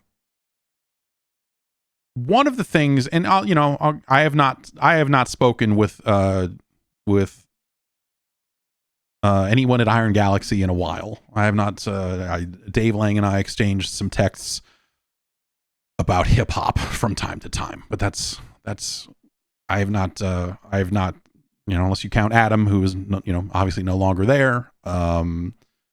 It's been a bit since I've checked in with anyone over there. But one of the things that they, when that studio was started, one of the things that Lang kind of always said was like that they were trying to build something that they wouldn't have to, it was built in the wake of like Midway falling apart. And it was built in this idea of just like, I want to provide a place for, my friends and for these people to work and be responsible about it and all this other stuff. So if they're laying people off, I guess like some people are taking these couple of sentences as like, oh my God, Iron Galaxy must be in massive trouble. This was a means of last resort for us. It's a measure we do not take lightly to enable our long-term survival. I think some people are reading that as like, oh my God, they're going to shut down in 18 months. They're going to shut down in tomorrow. This is so. I think what that's more getting at is that they really prided themselves on never having laid anyone off prior to this. And so it's more like that they are taking this it sounds dramatic because they were built specifically to not do this. And so if they are doing this, that is dramatic, but I don't take this to mean that they are on their way out. Like they, I actually found out about this, Chet, Falchek from formerly of Valve, has a blossoming TikTok presence where he's talking about things about games and some of his time at Valve, but really just about games in general. And he I think summed it up really well, where he was just like, this is terrible. Like everyone over there I've ever met is amazing. And like the idea that Iron Galaxy, is laying people off is like, like people are like, what the like, wow. Like it's it's a big deal in that way. Not necessarily that they are, because my understanding about the way Iron Galaxy is set up and the way that they work with partners, and that partners really rely on them, and that they are the type of team that could have a lot of work lined up for a lot of years. Maybe some projects that they were working on got canceled and fell through, and because they basically, like, if you don't, most of their work is done on other people's games. Like if you're working on a game and you're like, holy shit, we need some engineering assistance. We need 12 people. We need, like you can go to Iron Galaxy and, you can't go to them in an emergency because they get booked up, but you can, say, hey, we would like you to assist on this, or we would like you to do this port. They've done port work, with, some exceptions, has been mostly well received, with a couple of exceptions there along the way. And so you would work with them in that capacity and trust that the work was going to get done because they were trusted to do that sort of work and were, as I always understood it, damn good at it. Originally, they're kind of, I think they were kind of positioned as like they were Unreal Engine commandos. Like they were, back when, and now they've spread out their skill set a lot. But like, because they were kind of coming out of Midway, and Midway had done a lot of shit with the Unreal Engine and getting it working really well on PlayStation, something that a lot of developers at the time were having trouble with, that like they kind of established themselves early on as like, yo, we can do this. And so they got a lot of work out of the gate there, based on that, because everyone was really impressed with what Midway was able to get out of the Unreal Engine. Even Epic at one point was like, when Mortal Kombat was running at 60 frames per second, they were like, that was not meant to do that. We did not build this engine to run it. Wow. Okay. And so they were, even they were impressed with what Midway could do with that engine. And so over the years, their skills have spread out, and I think they can work on just about anything. But that was the initial pitch, was like, okay, they're going to be some of these external support studios that can kind of be brought in to get things done. They've made a handful of their own games over the years. I love Dive Kick. I think they did a really great job with Killer Instinct when they took that over. There was that one game, Extinction, that was not awesome. And I think that Rumbleverse was amazing and deserved better than it got. But I suspect what this means is that, this is, I imagine they're going to focus on the bread and butter, which I envision, what I'm guessing is the support studio. Oh, yes, Racketeer, of course. How could I forget? Racketeer. Racketeer's not a bad game. Look, Racketeer's not a bad game. I mean, it's a Connect game, and I think that's its biggest sin. Other than that, it's Boom Blocks, and you're like, that okay, cool. I like Boom Blocks. I just don't want to control it necessarily like this. So yeah, that's that is I don't know. That's kind of my take on that. Is I don't like I've seen some people take these sentences out of context and not knowing that like their attitude towards layoffs and the attitude that they've had from the beginning of that studio with regards to layoffs, and that's why they're writing this in a way that's just like, yo, this is like, we are taking this very seriously to ensure that we're here, and all of that stuff. I tend to believe that, and because I don't think they would have done this unless they absolutely had to. There were layoffs at Probably Monsters right around the same time, if I remember correctly. They did not disclose the number of people that they cut, but they did send a statement to game developer that says Probably Monsters is committed to fostering innovation through a variety of incubation projects that explore new game concepts from our development teams. Some of these projects may not move forward while others are in development. While recent changes have been difficult, our focus remains on creating a sustainable environment where our developers can thrive. We remain dedicated to our mission of building a positive and long-lasting game development culture. That's a lot of not non-statements, I guess.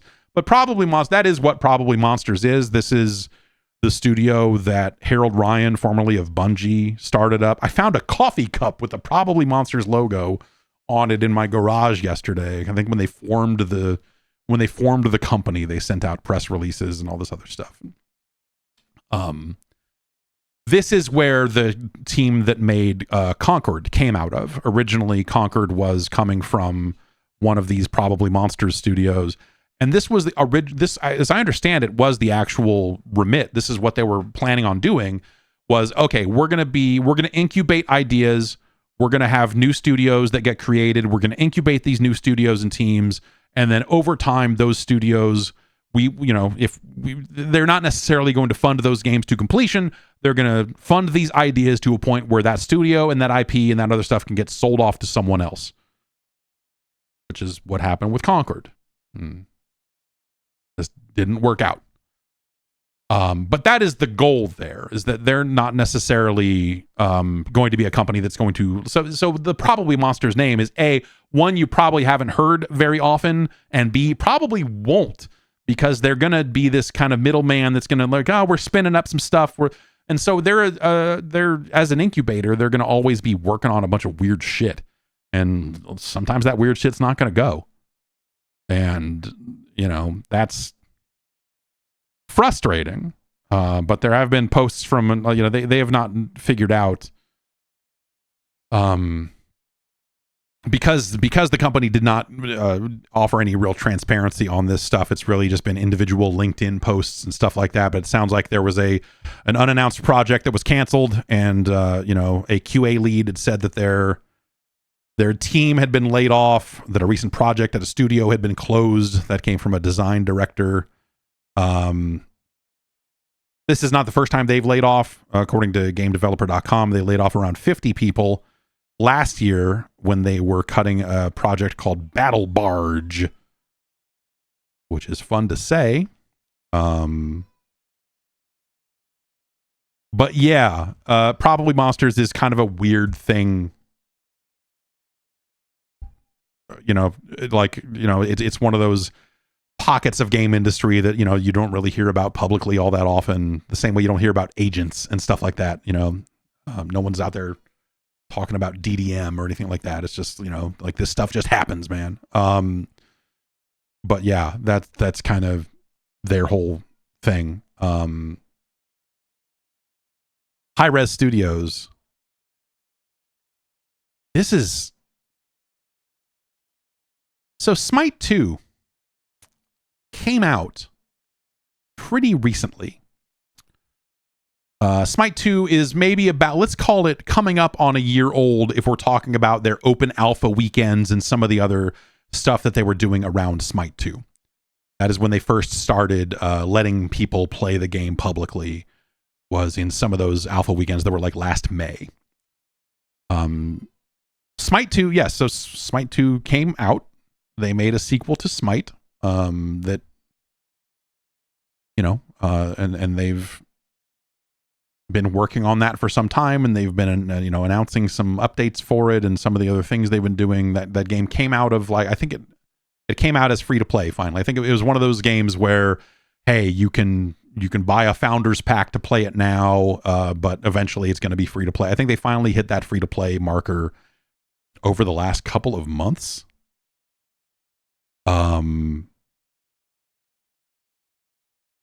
They have laid off let's see, a content creator that makes someone named Hazer, who makes, I guess, videos about Smite, who, you know, has contacts within the company, is claiming that the layoffs are around 50 to 60 people, again, according to GameDeveloper.com.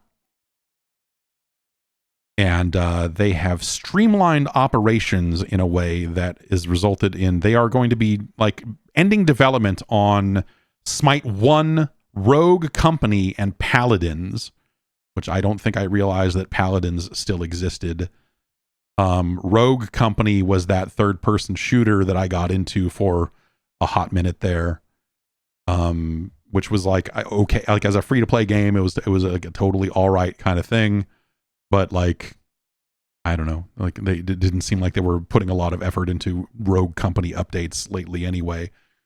So it's hard to imagine that being a massive layoff related to streamlining around that.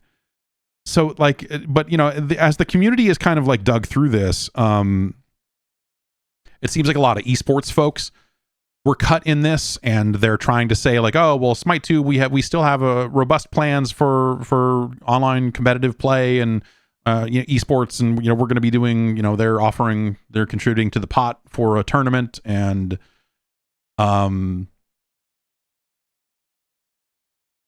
all of that. But it does seem like that they made pretty substantial cuts to that part of the company in particular, though it does sound like that these cuts were that impacted a great number of different departments and stuff like that. You know, when I said the words Smite 2, the first chat message that appeared there was from someone saying there's a Smite 2, which I think is, you know, even if that person was joking, I think is probably a problem that they legitimately face. I don't think that Smite 2 broke through outside of the people who were already interested in more Smite, and those people were probably already playing Smite 1. Hi-Res has already gone through it with you know, the tribe stuff. They laid off people back in October. In a like a more focused one here, but according to Game Developer, it says this new round looks to be more widespread. Producers, designers, programmers, and esports commentators are among those affected. Yeah, I don't feel like Smite 2 has broken through into any kind of larger conversation than Smite 1 ever did. In fact, Smite 2 probably did not reach the height of any kind of discussion that Smite 1 did at Smite 1's height, which is maybe a weird comparison, but like, yeah, I don't know. In this day and age, it just felt like Smite 2 kind of came out, and you know, I remember getting emails about it, and at some point I got access to it, and you know, it's not my kind of game anyway, you know, like that type of MOBA, any type of MOBA, honestly, kind of whatever. The head of the company, I think, deactivated their Twitter account, you know, like that sort of stuff. You know, it's not a great, maybe not a great way to handle all of this. But But that is a situation where I look at it and go, like, it does not seem like Smite 2 is thriving. I don't know what path you put. I don't know, like, how you put Smite 2 on a path to thriving. You can make those sorts of cuts in a way that, you know, make it, they're able to streamline and really get behind Smite 2 with what's left of the studio and try to take their shot. A lot of people in chat are mentioning Marvel Rivals, which, while not a MOBA per se, yeah, sure. I'm sure that, you know, people are playing Marvel Rivals instead of a lot of other competitive games right now. Marvel Rivals feels like it is very quickly reached that status of, oh, right, there's a bunch of people playing that, and I don't really hear much about that, and I don't know, people are just quietly enjoying it somewhere, and I'm not, you know, I'm not into it. But it sounds like people really like it. Laguna Coiled asks, do you think that Deadlock ate some of Smite 2's lunch? Sure, insofar as I think any multiplayer game would. You know, Deadlock had its you know, big popularity spike when it was new and everyone was talking about it. When it came up a couple of weeks ago, when someone sent in an email saying that they thought it was dog shit, I went and I re-downloaded Deadlock. And they're still patching it. They're still doing stuff. When you look at the Steam numbers, like, they're still there. There's still people playing it. But also, Valve doesn't need it to be a hit today. And so, you know, when Deadlock finally gets announced, quote unquote, and then comes out of alpha, quote unquote, you know, maybe we can have that conversation. Unless they just, maybe they'll just kill it. And they'll just be like, you know what, this isn't getting where we need it to go. Or maybe it'll be like, hey, you know what, the competitive landscape has changed in a way that we don't know that Deadlock is going to get it done anymore. Like, making it available to a wider audience of people might not actually make a difference in terms of the wider competitive multiplayer landscape. Like, yeah, Deadlock would do something to a game like Smite 2, because Smite 2 is already, you know, kind of on the ropes to a certain extent. But, you know, does Deadlock becoming publicly available put it in a position to, like, take on Marvel Rivals or something like that? You know, I don't know. You know, that's harder to say. My gut reaction is like, no. But, you know, there's something to be said about the front page of Steam and Valve really pushing things, and Valve getting to the international and saying, hey, Deadlock is going to be our next big esport, and we're going to do an exhibition. You know, I wonder if they will do that.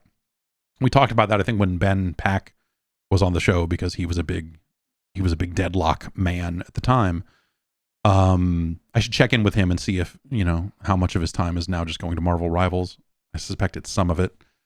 But, like, I wonder, you know, if when the international comes around, if they will do some kind of exhibition match and say, like, hey, here's Deadlock, and have, like, a more formal coming out party for that game, or not. I don't know. I think you could go either way with it, but that's it for the news. Unless something else happened. Let's check real quick. Someone who's in the new season of Fallout says it's better than the first season of Fallout. Okay. There's a PlayStation State of Play on Wednesday. I will not be able to talk over that, just to get that out of the way now. My schedule does not allow for it, but that is 2 p.m. Pacific time tomorrow, Wednesday. One Tim Turry says, tune in live for news and updates on great games coming to PS5. This show celebrates a creative and unique selection of exciting games from studios around the world. Okay. 40 plus minutes, according to videogameschronicle.com. And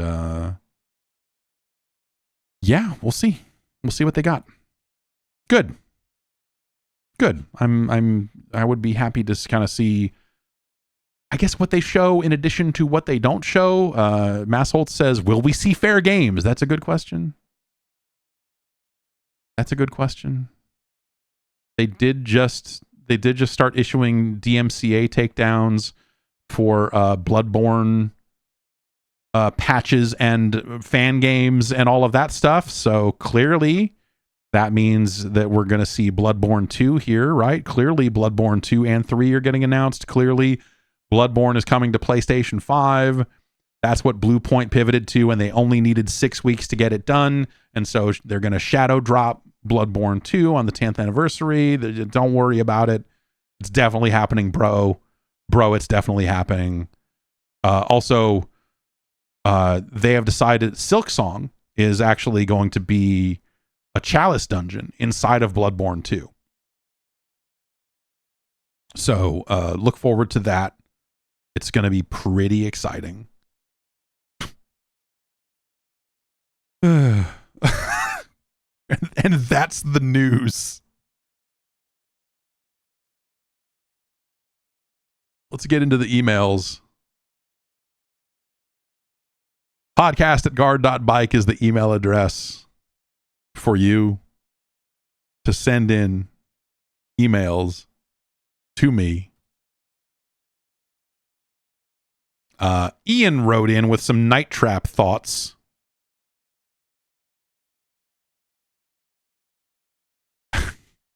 You're home for Night Trap thoughts.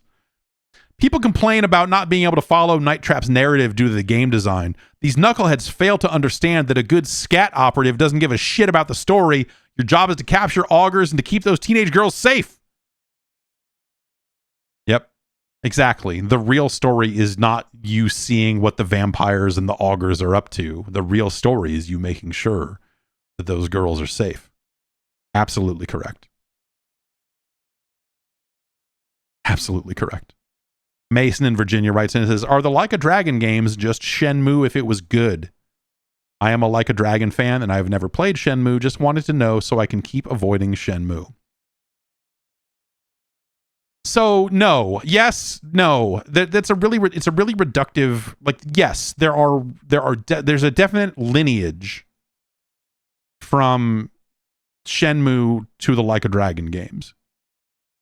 And yes, Shenmue is bad. And yes, the Like a Dragon games are good. It's a little reductive, but I'll allow it, I guess.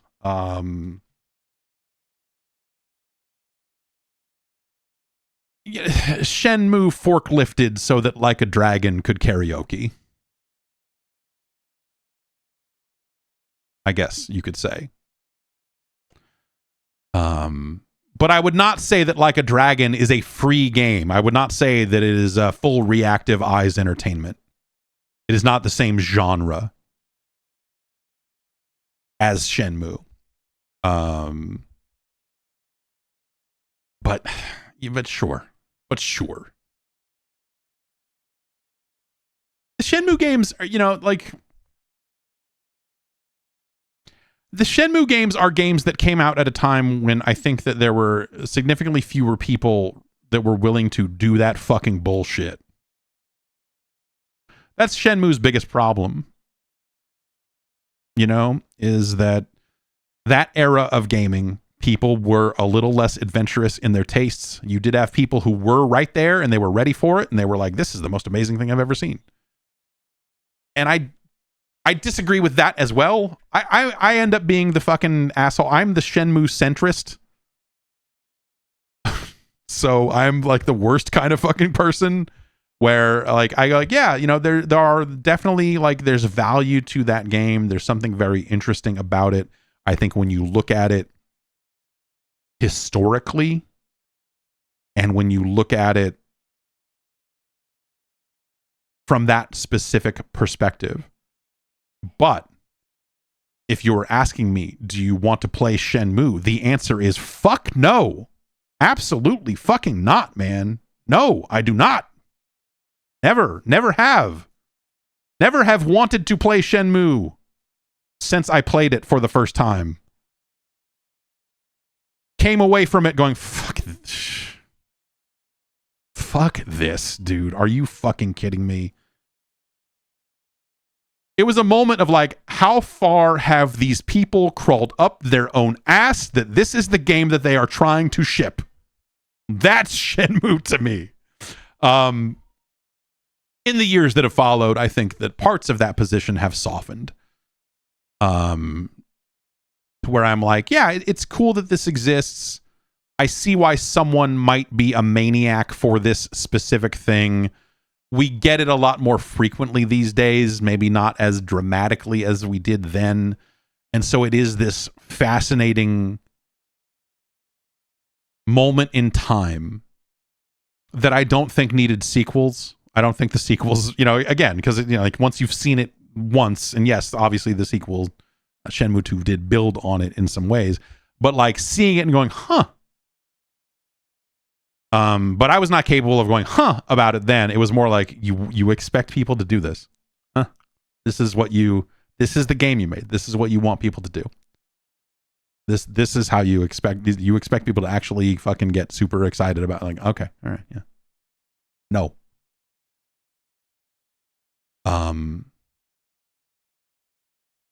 So I don't know. I can appreciate it in a sense nowadays, but only from a distance. I do not appreciate. I don't want to play the game. I am not interested in playing Shenmue.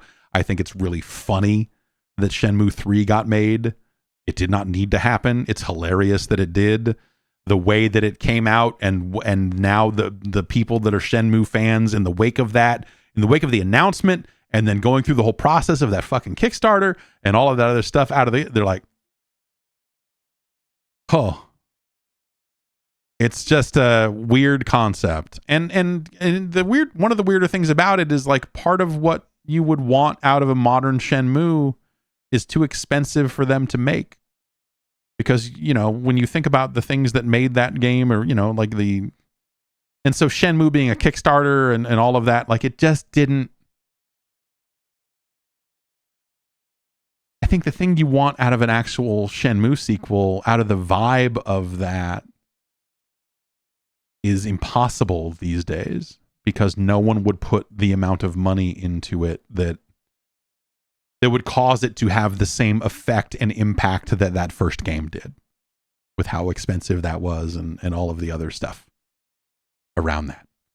And so to see Shenmue come out and be like, well, it's a sequel, and it's, it's relatively modest in some ways, and it's like we made a sequel to that game back then, and you're like, okay, I guess the people who were highly invested in the Shenmue story care about that, but, like, the thing about Shenmue in a wider sense is the spectacle of, like, look at this world we made.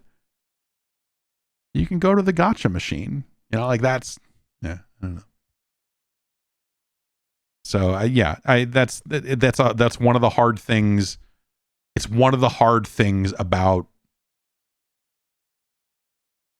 making a new one of those, is that I think that different players will have such wildly different expectations about what a sequel to Shenmue was ever going to be, that that there was no way that a Kickstarted, like, there's no way that game was going to please every player.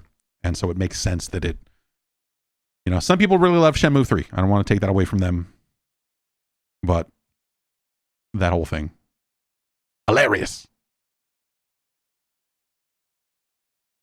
Cody from North Carolina writes in and says, I was musing about Nintendo today, as you do, specifically about the Furukawa regime and what will be the mark he will leave on the company. The main thing I can point to is the general move by Nintendo to try and remove any and all individuals tied to the brand.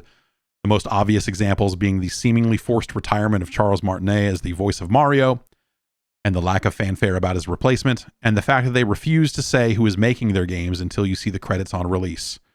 What I take from this is that Furukawa wants people to not think of individuals as Nintendo or the success of their games, but rather just a blanket trust in the brand about individual games. This game is good because it's a Nintendo game, not a Retro Studios game. With many of their most senior, well-known developers moving into retirement age during the Switch 2 generation, I can see a case where those well-known developers are not replaced, and all we are left with is the brand itself.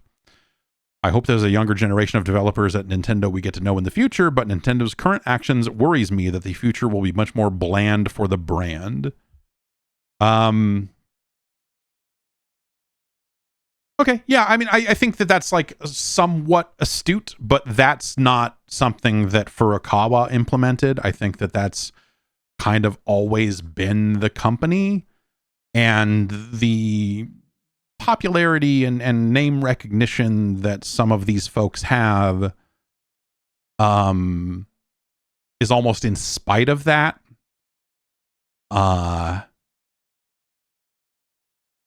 And so you don't really, like Miyamoto is there as a figurehead for that sort of stuff, right? And he is part of that brain trust. And over the years, but I think that the other people whose names at Nintendo, Aonuma and some of the other folks there, is really just because the IGN GameCube people, the people writing for IGN GameCube back in those days, were obsessive about that stuff, and in like an almost overbearing sort of way.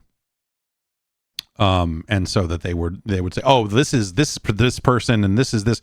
Nintendo, if they had it up to them, they would have never put that stuff out there the way that happened in some of those interviews and all of that other stuff. And Nintendo doesn't want,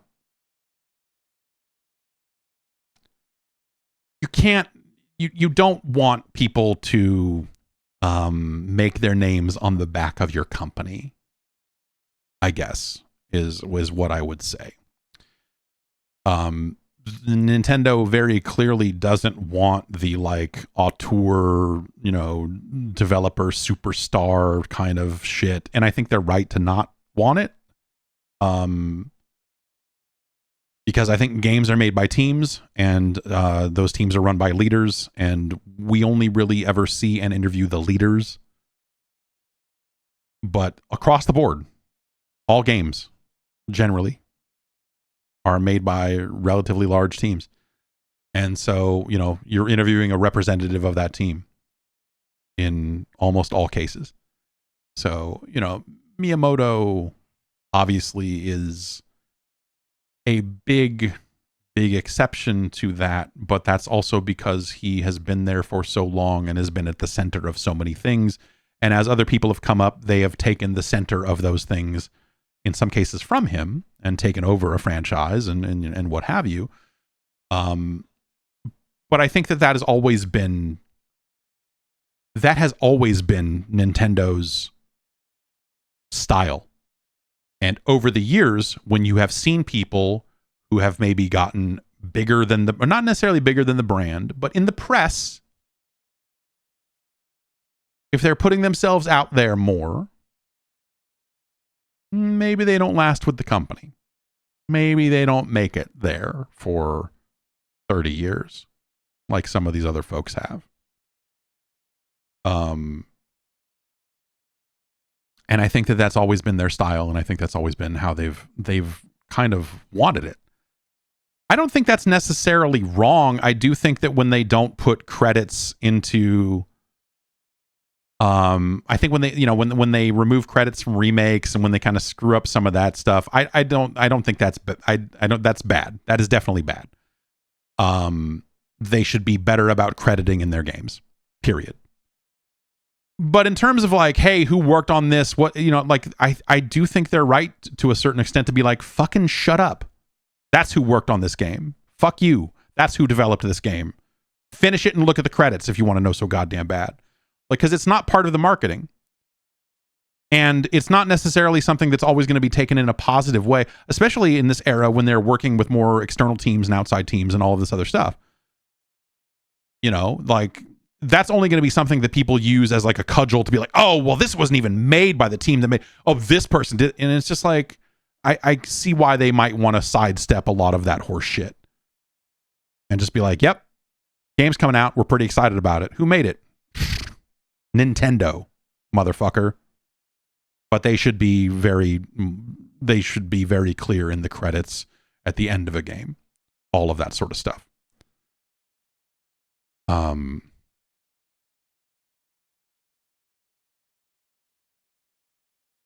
I like hearing people talk about games. I like hearing people that are closer to the action, closer to the work, talk about their craft. And so I think it is interesting that Nintendo has these handful of people because you don't get that very often from Nintendo, you know, to hear some of these folks be this, you know, occasionally open. But Miyamoto at this point, you know, he's not doing interviews with fucking joesgameblog.biz or, you know, like he's showing up at the premiere of a movie and then there's a Variety article where he talks about, gardening's great. You know, that's the only stuff that he really needs to do anymore. In terms of like public appearances and stuff like that, they don't trot him out. They don't put him in positions to interact with you know, folks like me all that often anymore. Used to not be the case, but it's a very different world these days.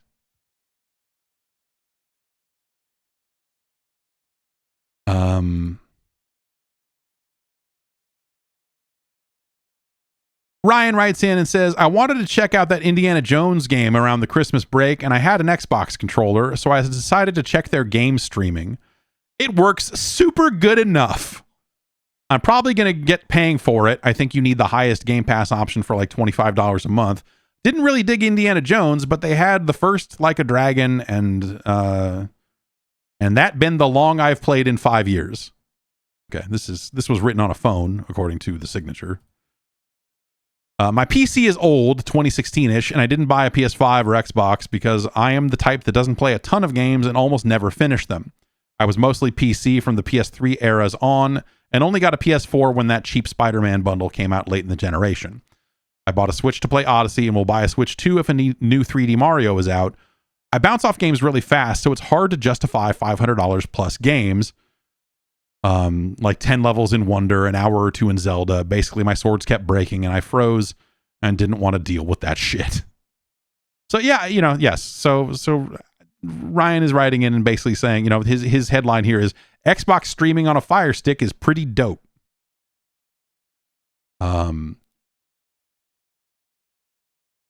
this is, you know, this is these are the people that I keep saying exist out there. You know, the person who had a gaming laptop that got too old to play games, and they still want to play some games, but they don't want to go buy a new laptop and they don't play them enough. And, you know, they're very casual about it. They're going to be the people that appreciate the lowest possible barrier. And so those will be the people that'll be like, yeah, dude, fuck.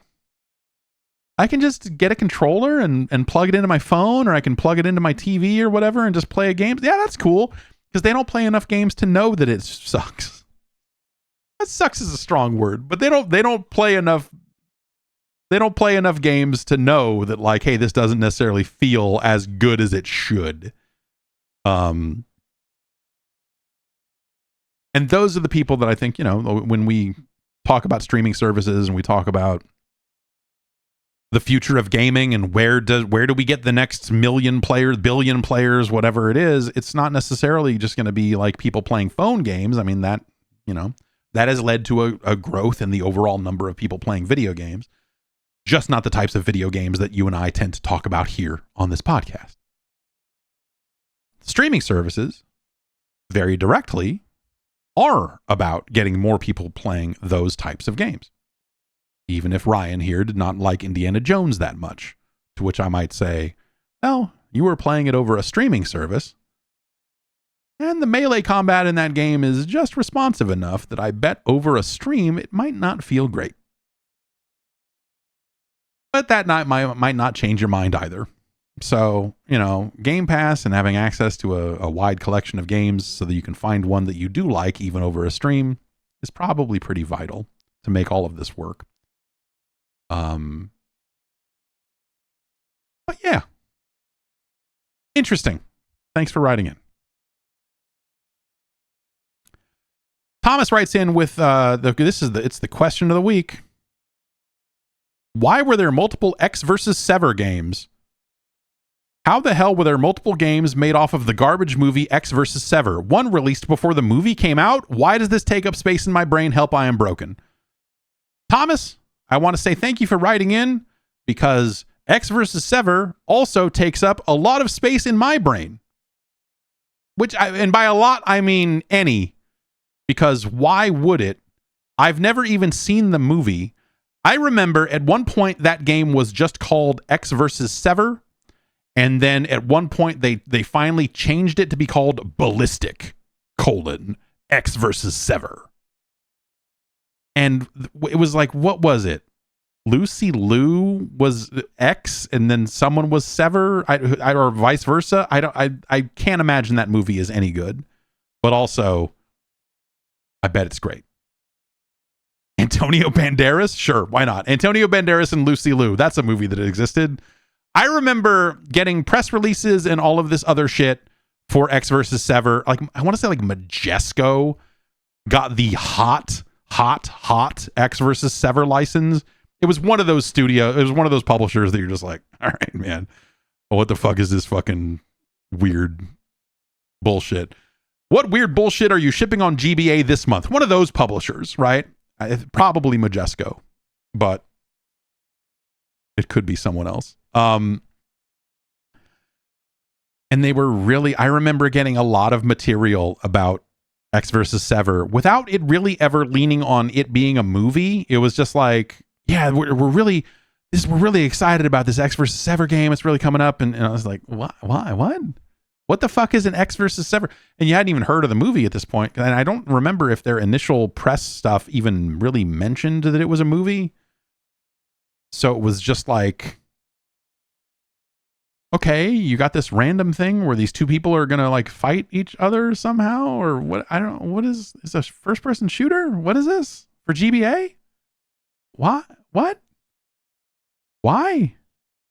And then like the movie, I feel like the movie got delayed or something. It was like the movie was supposed to come out, and then it was a situation where like the games were all scheduled to come out alongside the movie.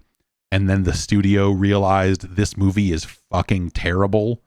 And they tried to either salvage it or do reshoots or do what they could to bury it. And then it finally just fucking came out to zero fanfare. And the whole thing was a fucking disaster. So that is my memory of X versus Sever. And maybe I should watch that movie. Maybe I should watch that movie, finally. Maybe I should see it. I bet it's great.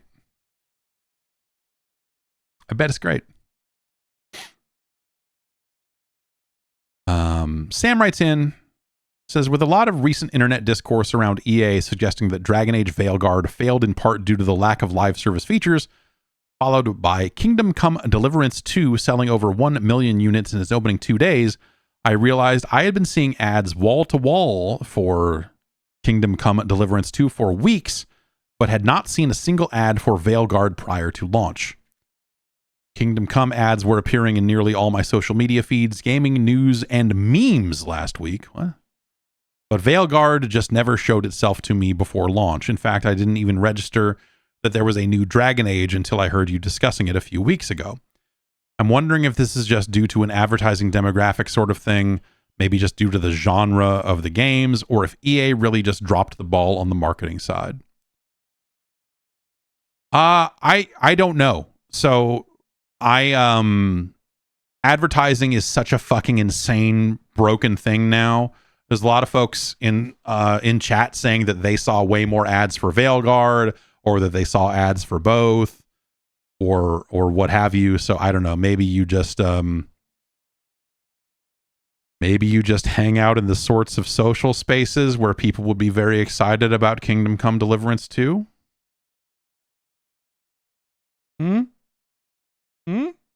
I don't know. Advertising is such a weird thing nowadays that it's hard to know where that stuff would run.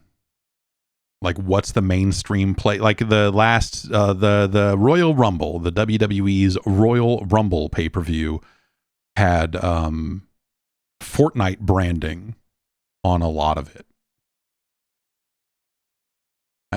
Like, all right, sure. You know, we're not going to get back to, you know, the good days of Jim Ross talking about a Final Fantasy game or something as part of an ad break or something. But, you know, hey, I don't know. I think that there's been a lot of like trying to compare Veilguard and Kingdom Come Deliverance to is sort of a weird.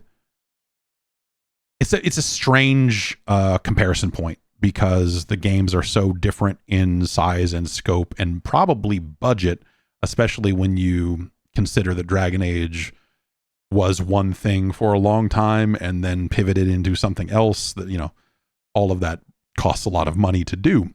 And so the amount of money that Dragon Age is going to have to sell to break even is obviously like it's a much higher number, I'm going to guess, than like a Kingdom Come 2 is going to need. And so it's sort of a different thing. And I'm sure they had very different marketing budgets and what have you. But yeah, I don't know. I don't see a lot of ads for much of anything anymore. I was thinking about this during the Super Bowl because that's always that weird time of the year where you've got people really excited about advertising for a really sick reason. You know, there's still people out there that are just like, I just watch for the ads. And I'm like, that what? And it reminded me of this really insane period of time where as the ads became like a bigger deal or whatever, like websites, like even CNET was trying to get on, like ostensibly a tech website, but like some sites were just like, it's time for the big game ad showdown. We've got all the ads that are going to run as part of the big game, and you can watch them here streaming, and you can vote for your favorite, and like all this insane shit that you're like, what the fuck are you talking about? Why would you do this? We've got to get engagement around this hot topic of ads about the Super Bowl. You know, it's just like, it was fucking crazy. And I remember like they were trying to get every single ad they could, and some advertisers were like, no, we don't want our ad streaming on your site, which is weird to think anyway. And so there would be this like frantic, like, oh no, we can't get this ad. We've got everybody on board except for like a couple of guys. I don't know what we're gonna do. Like people like losing their fucking minds because they couldn't get the rights to stream a fucking ad on their fucking website for this dumb voting thing they wanted to do. And so they'd have to run like a black square and be like, they did not desire to participate in our competition, but you can still vote for them here or whatever it is. Just fucking weird.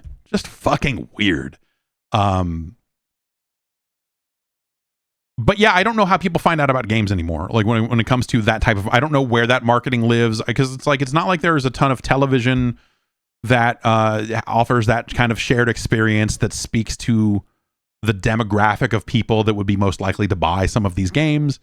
Like, where do you place those ads? You put them on Twitch, you put them on, like those sorts of, like those sorts of platforms, right? I guess, YouTube pre-rolls, all of that sort of stuff. But like a lot of those platforms offer options for you to pay for subscriptions that get rid of the ads. Like I am a YouTube premium subscriber. I signed up because it was just the easiest way for my kids to be able to watch YouTube on a TV without seeing ads. And now that I'm saying that out loud, I'm like, oh right, I don't let the kids watch YouTube anymore. I should maybe I don't maybe I don't need that anymore. But yeah, it's weird. So now the only place I really see ads is watching AEW on Max. Is sometimes I will see ads there. Depending on how they're live streaming it from week to week. It's random. Like last week there were ads, most weeks there aren't. It was just like a weird, I don't know, strange. But I have not seen I don't think I've seen a single ad for a video game in that, which demographically, well, maybe not. I was going to say demographically you'd think that would line up, but I think when you do the demographics of like wrestling television programming, it ends up being actually like everyone is in their mid 40s to 50s or something like that. So maybe it's not actually Finally some wrestling ratings talk. Let's talk about the ratings of wrestling shows and the demo, baby. Let's talk about the demo. God, kill me. But yeah, I've said it for years. Like advertising, as things get more and more fragmented, it becomes harder and harder for ads to run. Also, everyone stopped buying ads on websites and started buying ads on Facebook. And then Facebook, a number of years into that revealed like, oh, whoops, it was a scam. Sorry. And everything since then has just been extra quadruple fucked. And the idea of ad-supported programming and all of that stuff has become much more fraught. You get an ad-free version of this show on Patreon. Patreon.com/Jeff Gerstmann. Thanks everyone who's signing up and supporting the program and all of that. Please continue to do so. Get some bonus stuff.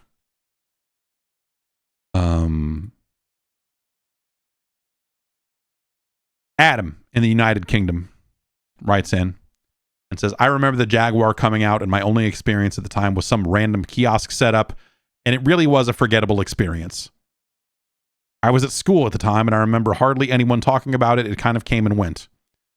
Were you in the... Okay, we'll take these questions one at a time. Were you in the industry back then? Yes. What was the industry's reception to Jaguar? Did they predict it was pretty much DOA with 16-bit still going strong? And this is a long sentence. With 16-bit still going strong and the PlayStation, N64, and Saturn on the way, or were people wowed by its potential being Atari and a massive 64 bits?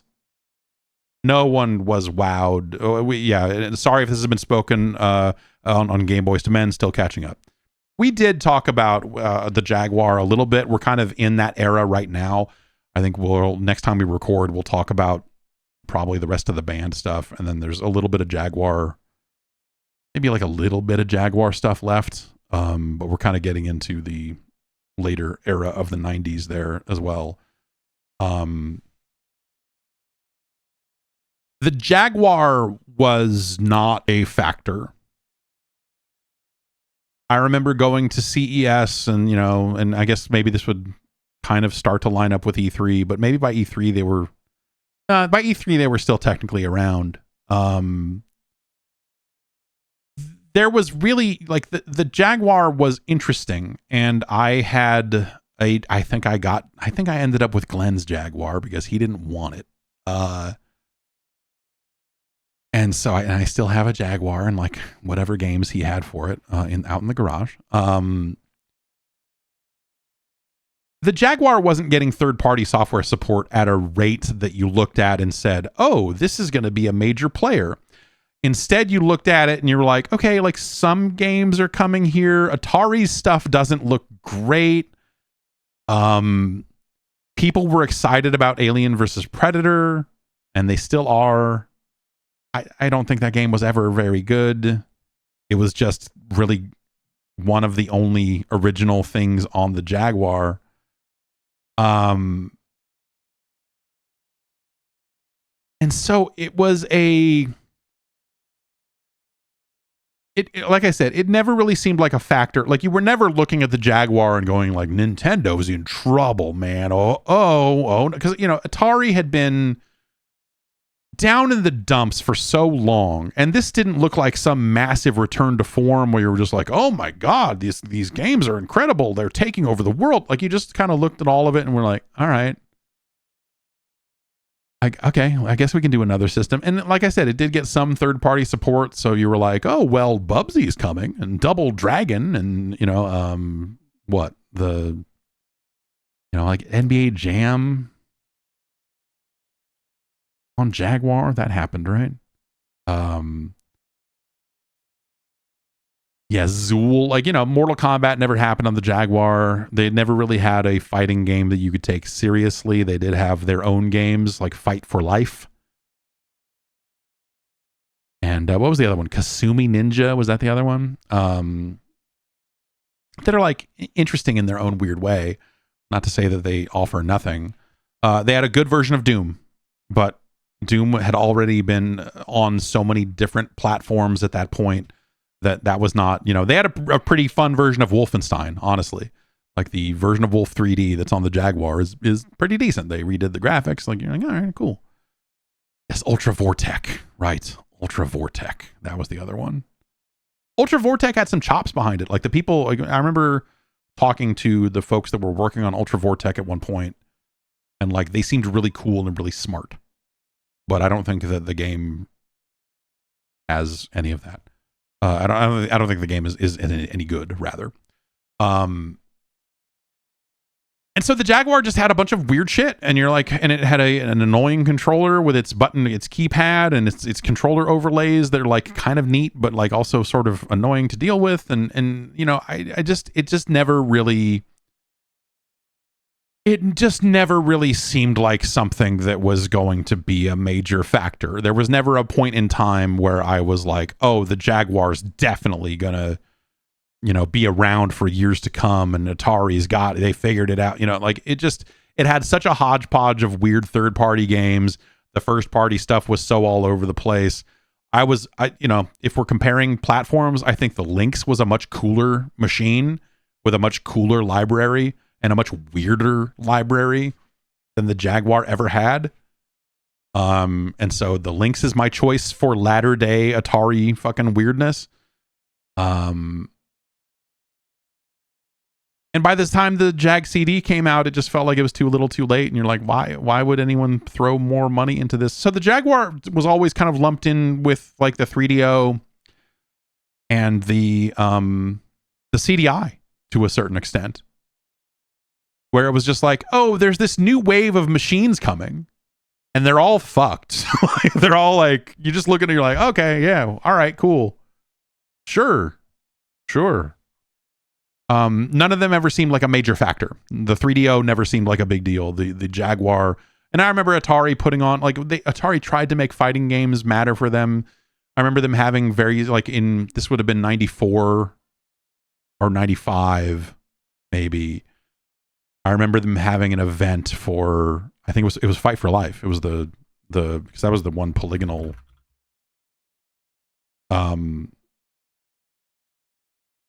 That was the one polygonal fighting game that they had, I believe. And so this was them, like they were like, oh, Virtua Fighter is fucking dead, man. We got Fight for Life. Like they were trying to position it as like, fuck Sega, VF is dead. Like, well, look at this game. And then they held an event and you went and you looked at the game and you're like, yeah, okay, guys. Yeah, right on. Good luck with that. Like, it just, at no point were they showing anything that looked like it was competitive. I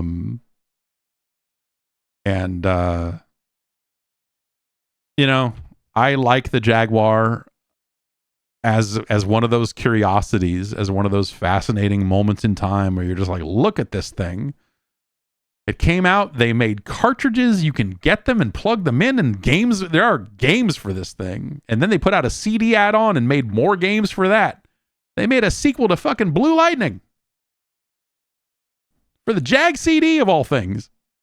Not the Lynx 2. They didn't make a Lynx 2. I mean, they made a Lynx 2, but not a Lynx 2, if you know what I mean. And so, dude, it just, yeah, the Jaguar never felt like something that was making a meaningful dent in the game industry. And third parties, third parties felt very tentative. They were like, well, we're going to put this on it. And, but none of them were like showing their Jaguar game right alongside their Genesis and SNES games. No one was like, look at this, like it was just like, okay, yeah, we got our Saturn thing coming and, like whatever that's going to be. And then I don't know, Sony's making something and we can't talk about that. And, so there was kind of a little bit of that going on too. But like at no point was there ever any, at no point was anyone outside of Atari and like weirdos. You want to talk about fanboys. You want to talk about the weirdest fanboys in the game. It's the people who were online talking up the Jaguar in 94, 95. Like, just lunatics. Just straight up. You're like, whoa. Wow. What are you people fucking like? What? Why would you ever hitch your fanboy wagon to this of all things. And I have a sick love for Atari. Like that lasts to this day, unfortunately.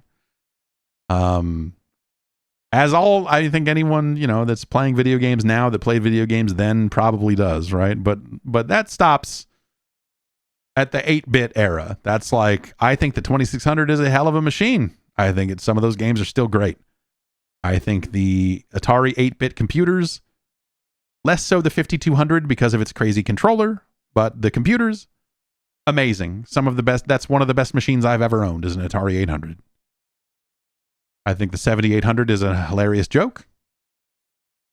A sad state of affairs from a company that had overplayed its hand a little bit. 7800 is a fucking... There's some neat games on it. When you go back and look at it now, you're like, oh, well, Ninja Golf was actually kind of cool. And I love the Lynx. I love the Lynx. But that's kind of it. The Atari ST had its moment in Europe. And, the Jaguar is what it is, man. It is what it is. I love it in its own sick way. The Jaguar is a really fascinating fucking moment in time. And it's a cool, weird library to go back to now. Much the same way, yeah. Mail City says the Lynx has got that Amiga heritage, so I can see the love put into it. Yeah, like the Lynx was developed by the Epix people, if I remember right. Like some of those folks from like Impossible Mission and all of that. Like they made that hardware. They put together that hardware. They did a few different things. They did they did some of the. I believe they did some of the lifting on the 3DO later on, but yeah, those guys got around. But the Lynx is such a weird device, such a weird, cool device. I love that thing, man. That Gauntlet game is a terrible game, but such a weird thing to exist. They should put that Gauntlet game out on phones because it had a vertical display. It's perfect. It was ahead of its time, man. That's the problem with Gauntlet for the Lynx. It was just ahead of its time. Jim from the Gold Coast, Australia, says, I'm writing for my hospital bed as I wait to have my gallbladder removed. All right. Good luck with that. I'm listening to your podcast as I doze off and on. I caught you talking about Call of Duty skins. With its 90s theme, I think Wu-Tang Clan would be perfect and plenty of skins to sell. Yeah, sure. Yes, you could do every member of the Wu. That'd be a very expensive pack. But yeah, I was playing Techno Cop on the Lynx the other day. It's not I'm sorry, Electro Cop. Techno Cop is a different game. Electro Cop is fucking... Like, they're trying stuff. They're like, we want this to be like a weird 3D kind of thing, and it's not capable of that, but we're going to do it anyway. Like, it's a fucking strange thing for sure. I fixed my CDI, by the way, separate from the emails. The CDI, fully repaired. I posted a YouTube short about it while I was in the garage doing it. But I had a day last week where I had some unexpected time, and I was out in the garage kind of building some shelves and moving some stuff around, and I realized I had all the CDI stuff there. I had the belt, the drive belt that needed to be replaced. And I was like, okay, well, let's just open this up and at least look at the inside and see what it looks like, and maybe fix it, but I'll at least get the screws out and, get these Torx screws out of this and get a look at the CDI and see if it's something I could even ever conceivably do, or if I'm just in over my head. And I found a video on YouTube of someone doing this exact repair that I thought was what needed to be done. And I watched that and I looked at mine and I was like, well, I'm going to do mine without, because like this guy took everything out of it and moved everything out of the way and did it all, very proper like. And I was like, well, I'm not going to do it that way. In some cases, because I didn't have the right screws or the right length of screwdriver to do it. And so I was like, okay, but I think I can do this and pull this out. And so I got the drive assembly out and pulled it halfway out of the drive bay, and that gave me better access. It's just like there's a big wheel and a little wheel, and you need to put a rubber belt around it. And the old rubber belt was in there. It had slipped off, and so I got a pair of tweezers and pulled it out of there, pulled the old one out, got the new one that I had ordered from Console 5 or whoever it is. It was Console 5. And slid that over there, got that over the wheel and everything. And then actually putting it back together was the hard part, because you got these Torx screws that go very far down in a plastic housing, too far for me to, like, you needed a magnetic screwdriver to do it. And I don't have a long, skinny magnetic Torx T8. And so I found myself taking a magnetic screwdriver, holding it to the side of the Torx screwdriver to magnetize the metal as best I could, so that I could attach the Torx screw and lower this whole contraption into the slot and just thread it ever so slightly. And it worked. I actually fucking managed to pull it off, instead of breaking everything in the process. It was science, man. It was proper fucking science. And then I brought it back in here, and it works exactly as I hoped it would. And I think I have figured out how to properly burn discs for a CDI, which means we're in fucking business. This thing has a DVC, a digital video cartridge already in it, so I can do things like watch The Naked Gun 2.5, or Forrest Gump, or what have you. So I'm in business. It sounds like, though, I mean, this is like maybe the worst possible week to fix a CDI drive, because the developer of the ODE for the 3DO is about to open up his website in about 3 days, where it says, "We're hard at work to bring you the new place for 3DO.dev, optical drive emulators for 3DO multiplayer and other retro consoles." He had been marketing a device that, like, I think taking pre-orders or interest, looking for how much interest there was in producing ODEs at a more universal way for some of these older systems. And it sounds like that he may be selling something that would replace the drive, an ODE, an optical drive emulator, if you will. I'll explain this very quickly. I assume most people know what they are at this point, but it's a way for you to replace the drive in your CD-based console with an SD card, basically. It's a thing that loads up to a menu, and you select the game off the menu, and the game boots. It's amazing. I have one for the 3DO, and you can just turn on a 3DO, and every 3DO game ever made is right there, and you're like, word, let's play this one, and then you play it for 5 minutes, and you're like, God, this sucks. Let's play this instead. And you're like, oh, this is not much better. And then you're like playing Return Fire and going like, well, this is still good. So if this outlet is going to be selling these for the CDI, I will happily purchase one. And then maybe yank that drive out all over again, to replace it with an SD slot or whatever the case may be. We'll see how that all goes, but that's potentially very exciting for later this week. Big week, Valentine's Day. Me getting new internet, maybe maybe new ODEs going on sale. That could be cool. Sam writes in, what will be the breaking point for Fortnite on last gen consoles? An interesting question. Rumor has it that Rainbow Six Siege will be announcing a major update that requires dropping support for PS4 and Xbox One consoles. So I was wondering about Fortnite being the biggest contender in this space. Who do you think will be the one to pull the plug on Fortnite for PS4 and Xbox One and Switch first? The console devs or Epic? And what do you think would be the cause? Security costs, the income lowering to a certain point, Epic wanting Fortnite to show off a new Unreal Engine?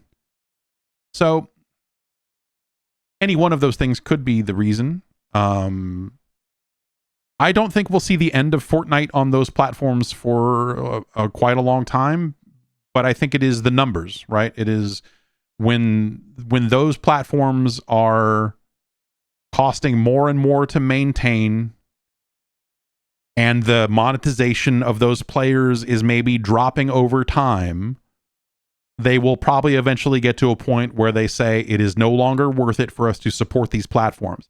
And maybe they also get to a point where they're like, and also, like, we're sick of having to produce a version of this that doesn't have the latest engine improvements and having to maintain this older code base or this, you know, this more simplified code base as the game becomes more complicated over time.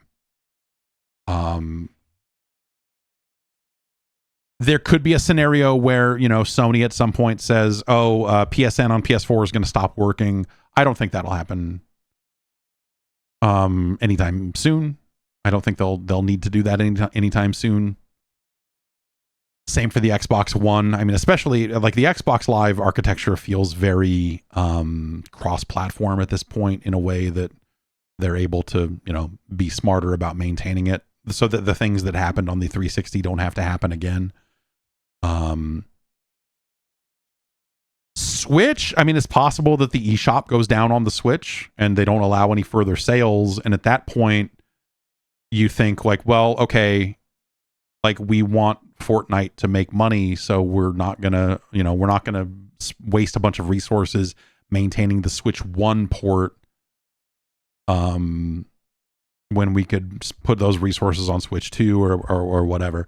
But that depends. I mean, maybe the Switch 2 eShop is just the same eShop and they'll have no reason to shut it down on Switch. But Nintendo traditionally has been the first and fastest to shut their shit down. So I would maybe look to that. But it depends, you know, as long as the money is being made, there's, you know, at a certain level, it justifies the support and so on. If they take Fortnite in a wild new direction, and then just from a technological standpoint, they can't support that new direction on the old platform, and they feel like, oh, having to support this code base is holding us back from creating the new things we want to create that will hopefully monetize really well and blah, blah, blah. That could be another reason for them to give up on that platform. I don't know if he says rumor has it a Rainbow Six Siege update was coming and they were going to drop support. I don't know if that has happened. I saw someone saying Rainbow Six Siege 2 was in development or something. I don't follow any of that, so I did not dig into any of that any more deeply than that. But I don't know what the current state of that is, and if they're actually going to do that one way or the other. Maybe they've announced something since then or not. Well, I figure I probably would have seen it if they had announced something, so that's probably not the case.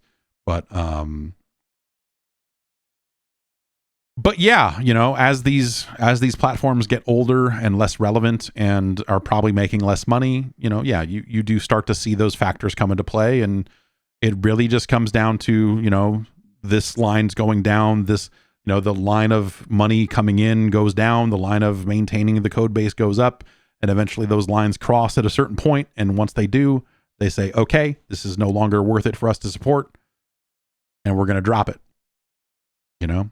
And they ideally they find a classy way to wind down that support and say, hey, you need to buy a newer machine if you want to keep playing Fortnite, and go from there.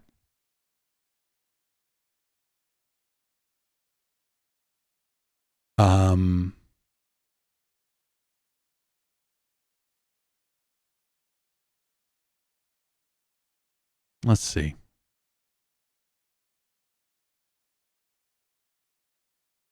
Andrew from Houston writes in and says, with all the talk about game servers going offline a year or two after release when they don't sell well enough, I like to think about how ArenaNet still hosts the original Guild Wars servers.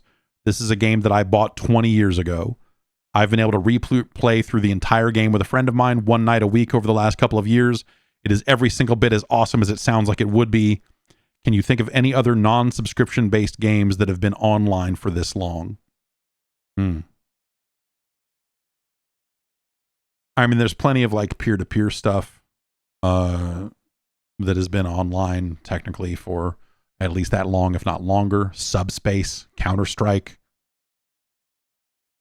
Soldat technically is still online, even if I can't imagine that many people are playing it. The Quakes. Yeah, non-subscription based games. So that's not EverQuest. That's not That's not Unreal Ultima Online. Is that still online somewhere?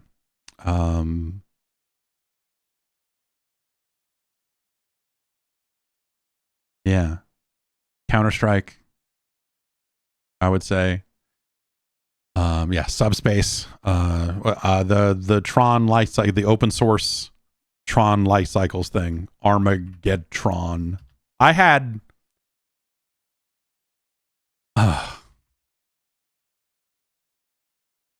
open the what is it? I need to let me look this up because because now it's making me crazy. Open source. What the fuck is the name of this thing?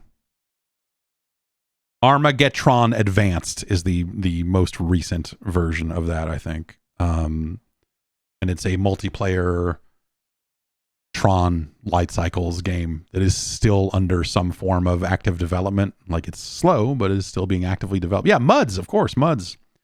Is the furry muck is still up somewhere. I'm sure of it. Yeah, there are definitely Muds that have been around for decades. I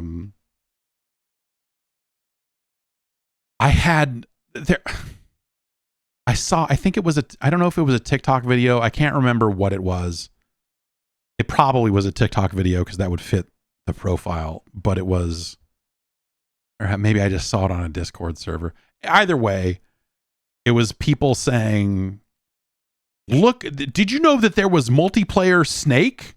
Did you know that there was a multiplayer version of Snake? And I really would like to see some high-level multiplayer Snake play. And they were talking about fucking Tron fucking light cycles. They were talking about Armageddon. Armageddon, isn't it? Because I think Armageddon. I want to start to pronounce. Anyway, they were like, it's Snake, but it's multiplayer. Isn't that crazy? And I was like, motherfucker, the whole thing. This was what it fucking was originally. You fuck. Like it was a big bummer, man. It was definitely one of those like, oh, the kids, oh God, my back. But yes, that is still that one was a bummer.